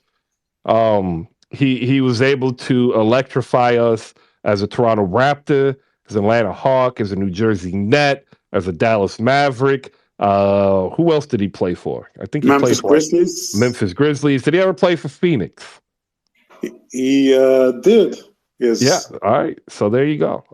United States Olympic team, men's national team. Fantastic career. Yeah, he's the reason why I became a Nets fan. Yeah. Hey, that's the number one reason right there.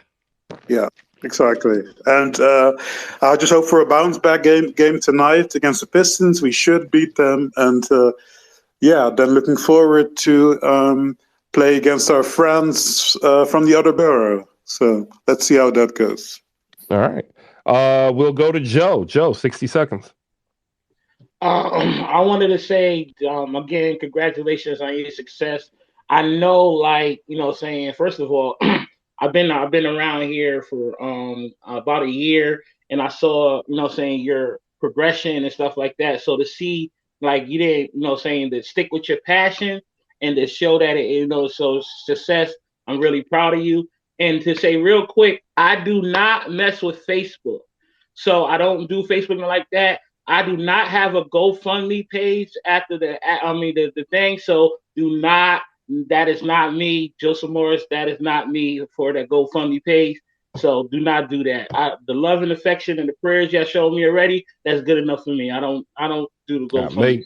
make sure you contact GoFundMe directly and say that your image and likeness is being used in a Right, right, campaign. right, Yeah, right. Right. yeah, do Somebody that. already sent me that thing. But I just wanted to let y'all know, do not send no money because that's not me. There you go. KP, the executive hater. He had a truce with Memphis Grizzlies fans. That truce is apparently over. Taking the shots that's needed. KP, And you know 60 what? seconds. And you know what started that non-truth? I got a chance to watch that god awful, terrible, horrible, disrespectful, dumb movie House Party. And the great thing about that movie, I didn't watch it. I listened to it. So I listened to a movie that's trash, Chris. How is your movie non-listenable and non-watchable, and you didn't get good people to be in it, but you want to take the title and the name and the likeness of a great franchise? That's why I hate LeBron James. Not he's a great guy. He's probably a great dad, great father, great cousin, great nephew. He's probably a church guy, probably a great philanthropist, probably a great businessman. But in movies, he is caca. He's doo-doo. He's well, I don't know what's the Spanish term for it. You already said it. Oh, okay. Well, he's all of those things rolled up into a blunt, and he's smoked by Redman. Shout out to Redman. Shout out to New Jersey. Oh, shout out Redman. A Wait, huge Redman fan. Definitely KP, Shout how out did to you underrated. that listen baby. and not watch the film exactly? I don't understand that. Well, I do that all the time, Mike. Just Huh? listen to it, Mike. You don't got to Reggie watch it. You White, can Wait, tell wait. it's Bachelor trash by You're the underrated. listening hater? to it. Nah, check this out, Mike. Instead of watching the King's Speech, go listen to it. It's better listening to it than Hey, you Oh, Chris, I watching great. got it. a That question. was a great film, by the way. Love the What? King's Real Chris, Speech. quick, Bankai. Real quick. What is if it? I switch over to the other format, right, can I still kill the show over there? Show killer. Of course. So we Sam. asked you to do earlier. Sam, I am. We Yes, started sir. together because he drugged me onto social media. This is one of the people that you should say thank you if you've ever listened to Hoop Spaces anytime in the last year and a half. If it wasn't for this man, there wouldn't be one. So you should all say thank you to him. Sam, from me to you, thank you for everything. Seriously, it was a computer. He actually spearheaded a community campaign to get me a computer when my computer died. He also has always reached out and asked if there's anything if I ever need. And then I try not to take advantage of his friendship because I oftentimes say no. He knows that there's stuff that I could use, but he also knows that I appreciate him for the person he is. Sam, go ahead. Yeah, man. Like, it's always love. You, my brother, 1000%. Anything like, you know, going forward, like, I'm just grateful that we have basketball. We have all the avenues to watch, and we get to talk, and we get to like, share, grow, and everybody gets to be able to provide for their families if that's something that you take into consideration and passionately. So like, yeah, like man, like, it's all good. Like, I love you, bro. I love the channel. I'm always gonna be here. I thank you for always giving me a place to come back when, because I take gaps. But thank you for always, keeping the lights open and keeping the doors open. See, and he's humble. Y'all hear that? See, it can't even say thank you. He's got to always try to put it back on me. Um, you're welcome. There. Thank you. Love you, bro. Love you too. All right, ladies and gentlemen, that is the show. Um, Shout out to Saint from Nets Kingdom. He is the third founding member supporting Hoop Spaces. If you are interested in continuing this conversation, like I'm not gonna lie, talk ain't cheap. I've put down 70K plus of unearned wages to try to build this. So if you do frequent us, if you like what you hear, help out. Subscribe. $5 a month, $50 a year. Be a founder at 200. And if you do that, I promise that the lights will always stay on because that's what we do. Brought to you by Slam Goods. If you look up top, the last tweet is using promo code HoopSpaces so you can light up the league because we up in Sacramento. We up. We're better See, I than knew you worked for him. Lakers. I knew you worked for him.